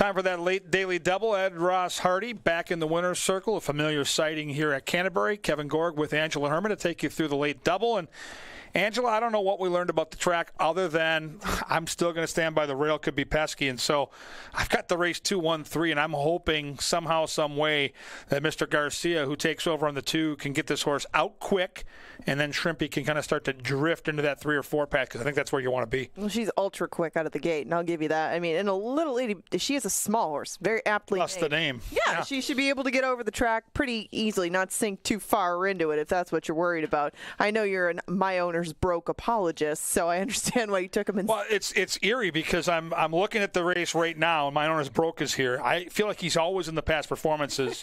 And then I'm looking at a stakes race for next week. I'm already looking at Thursday's races next week, and he's in that stakes race, and I'm like, holy cow, this horse is getting like Buckster Hooter. Yeah, I know. He's everywhere. This might just be a jock. He's in every set of past performances I've ever looked at. I did take Relentless Babe. Relentless Babe has performed well on a wet track in the past, just like Shrimpy has. She's a little bit bigger, and Relentless Babe still should be able to, I guess, improve on that performance last out. That was a rather contentious group for a Minnesota bred allowance. The Minnesota Moon just got up over Shrimpy. That was going 350. My Owner's Broke was ahead of this one. She didn't break that well that day, but prior to that, really she had broken in the top half of the field as far back as you can look. I mean, the only time that she really broke slow in any sort of recent history was last year at Remington Park. Big deal.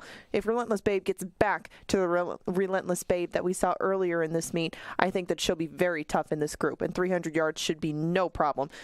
I tried Escobedo in the last race. Our charge got a little bit rowdy in the gate. I don't think that she's going to do the same thing. Your morning line favorite, Chloe's Magic, is currently 2-1. Your favorite horse, My Owner's Broke, is the current favorite. Now, you seem to favor the outside, so given the current track condition, would you maybe sub in Chloe's Magic? You can make a case for that. 0 for 4 is My Owner's Broke on a wet track, which is pesky. And I wonder how this race is going to play out, because if this horse gets pinned down to the inside, and as we know, the track drains from the outside towards the rail, and the inside can get a little boggy. Yeah, with the way that I put these picks out there a couple days ago on the website and this morning here for our graphics on TV, that isn't a terrible idea. I just like Shrimpy. I think Shrimpy's going to like this track. Third off the layoff. I'm sorry, second time back after going to Iowa. I really like Shrimpy, and we're getting a good look right now. TV crew on cue showing Shrimpy. He was a little bit rambunctious in the saddling enclosure. We'll hope that Shrimpy can settle down. We had a horse last race, as you mentioned in the gate, kind of act up, and I thought that was something that probably didn't help with the way the race turned out. You can see Shrimpy's quite the handful here. Might be time for the double handler. Yeah, she's a little feisty. That's okay. I think that's probably Shrimpy's MO if memory serves. Relentless Babe, they're nowhere to be found. She's walking around. Looks like everybody else is behaving for the most part. There's Relentless Babe. There she is. She looks good. Yeah, she looks fine. Macon Drama looked a little bit rambunctious in the stall, but I mean, they're not used to sitting in the stall like that. They're it's the cadence is all flipped up right now. You're right. Yeah, exactly. This is not what they want to do. They didn't walk all this way just to stand there with a saddle on. They want to go out there and get to the business. So they're going to get the riders up now. 3, 2, and 5 for me. Kevin is opting for Shrimpy, 2, 1, and 3. And they're going to head out to the track and head to the gate again very shortly. Any sort of wagers you want to make in here, the doubles, the exactas, the tries, the supers, you make them quick because they're going to be at the gate pretty fast. They're headed out to the track right now. One more coming after this. 110 yards to cap off the Thursday night card. Good luck in the late double.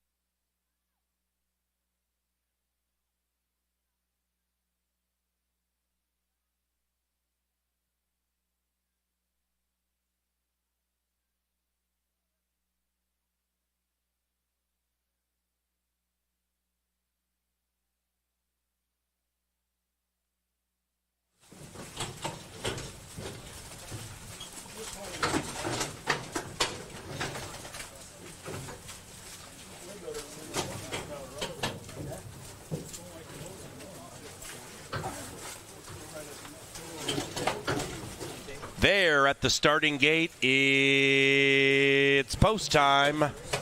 Post time for the 10th at CBY. Western Reserve, last in. Six-pack ready to pop on a rainy Thursday at CBY. 5 and 2. Rambunctious, settling.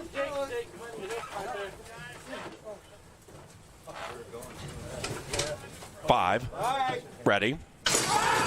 Yeah, I know where they go. Chloe's Magic out fast. Shrimpy came out big, and so did the white horse on the inside. My Owners broke. Between them, Relentless Babe, and outside of that, Western Reserve. My Owners broke. Chloe's Magic to the line together. Three-way photo. Western Reserve right there also at 7-1.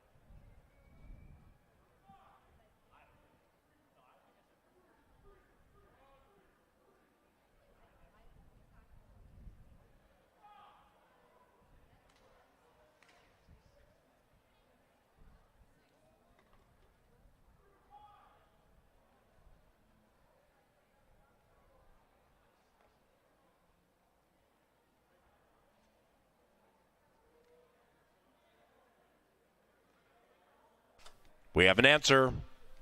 Result of the photo shows the winner is number 6, Western Reserve. 6-5-1-3.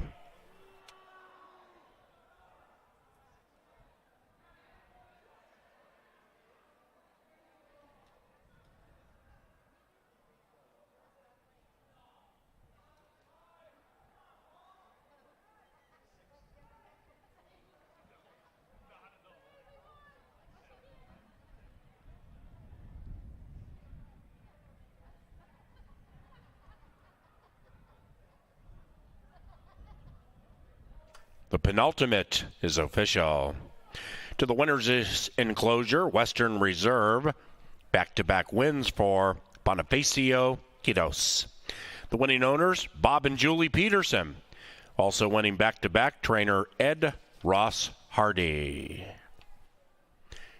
Western Reserve is a 4-year-old sorrel daughter out of I'm a Fancy PYC. From the Trace Sace mare, Western Fun. Bred in Minnesota by the winning owners, Bob and Julie Peterson. 10th race, 20 minutes from now. Make that 11th race, 20 minutes from now. Scratch number 3, Bossy. No superfecta wagering in race 11.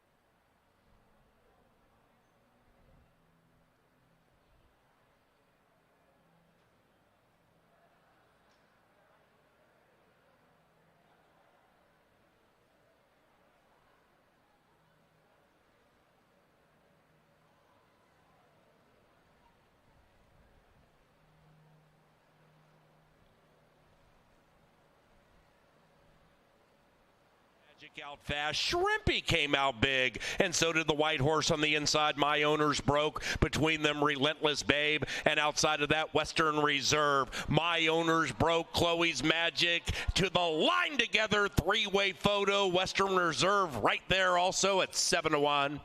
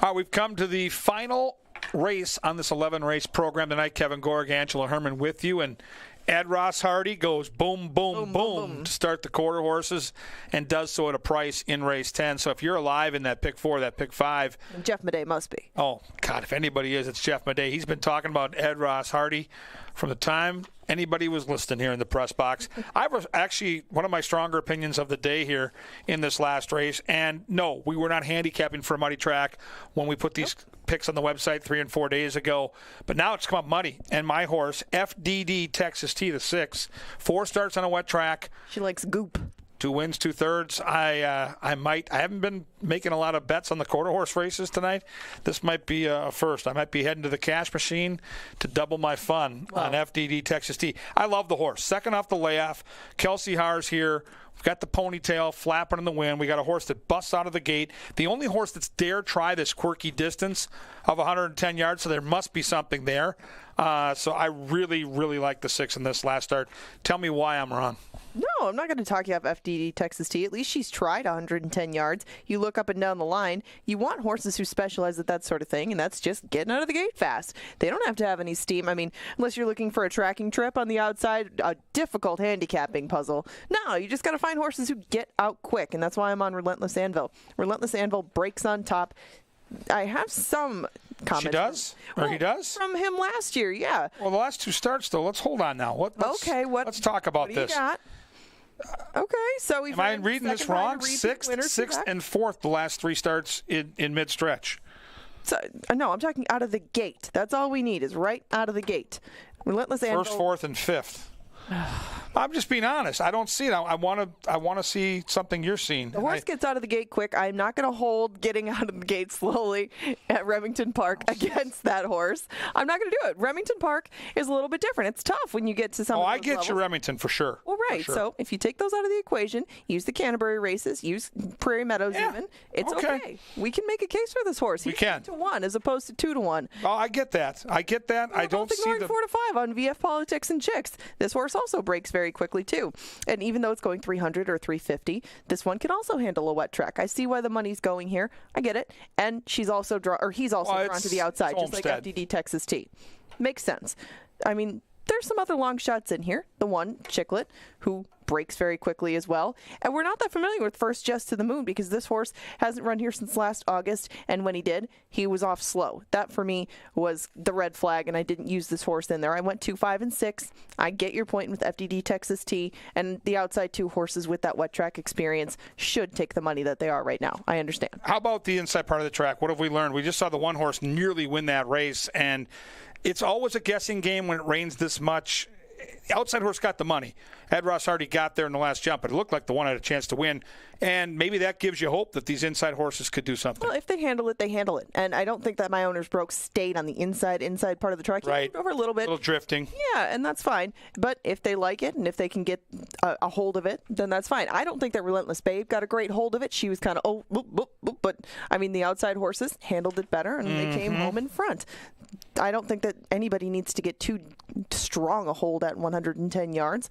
And that's really all we have to talk about. Just who do you think breaks the best? You got to get out of the gate. There's no, in a race like this, we used to do this on the Extreme Day, and it was always fun to see, but you just, there's no room for error. So if you're a jockey in the gate, you just got to pop and hope. And I've got Kelsey, and I know Mouse will be with me, and we're going to close the day on a winner here. And folks, I hope that you've had fun sloshing through the rain. We did the best we could. We had the lightning delay in the middle. I saw some crazy prices, big pick 5s, big exotics. We'll do it all again this weekend. And don't forget, we're open 7 days a week, and we're open all day long. Card Club, food service, beverage service, air conditioning. Tomorrow, Saratoga, Del Mar, some of the greatest simulcasting action of the calendar year. Come out to Canterbury, play that simulcast. Saturday, we're back at 5 o'clock. Sunday at 1 o'clock for Pepsi Family Day.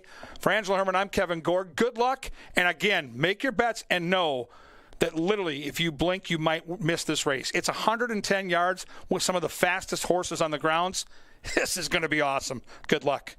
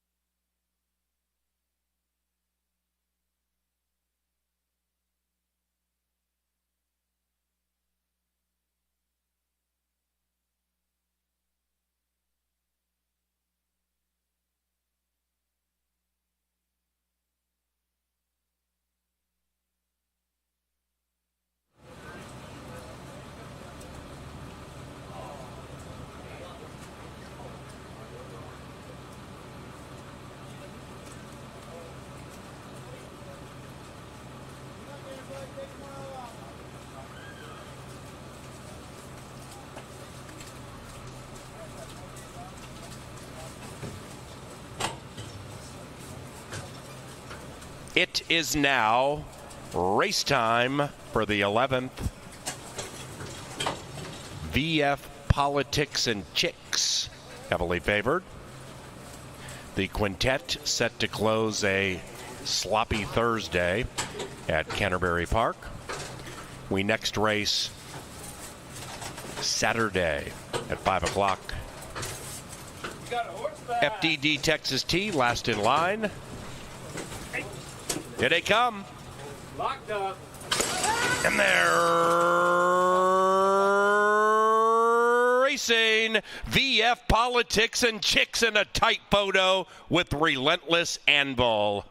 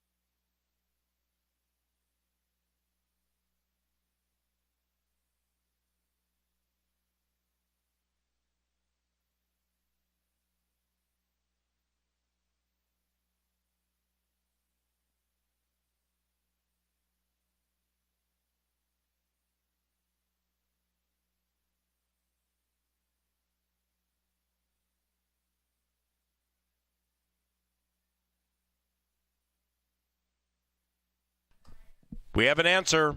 The winner is number 2, Relentless Anvil by a nose.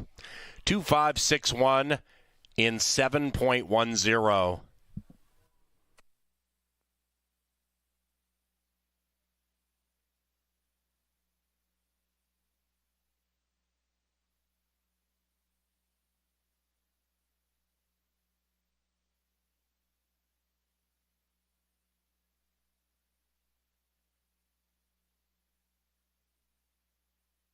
The 11th official.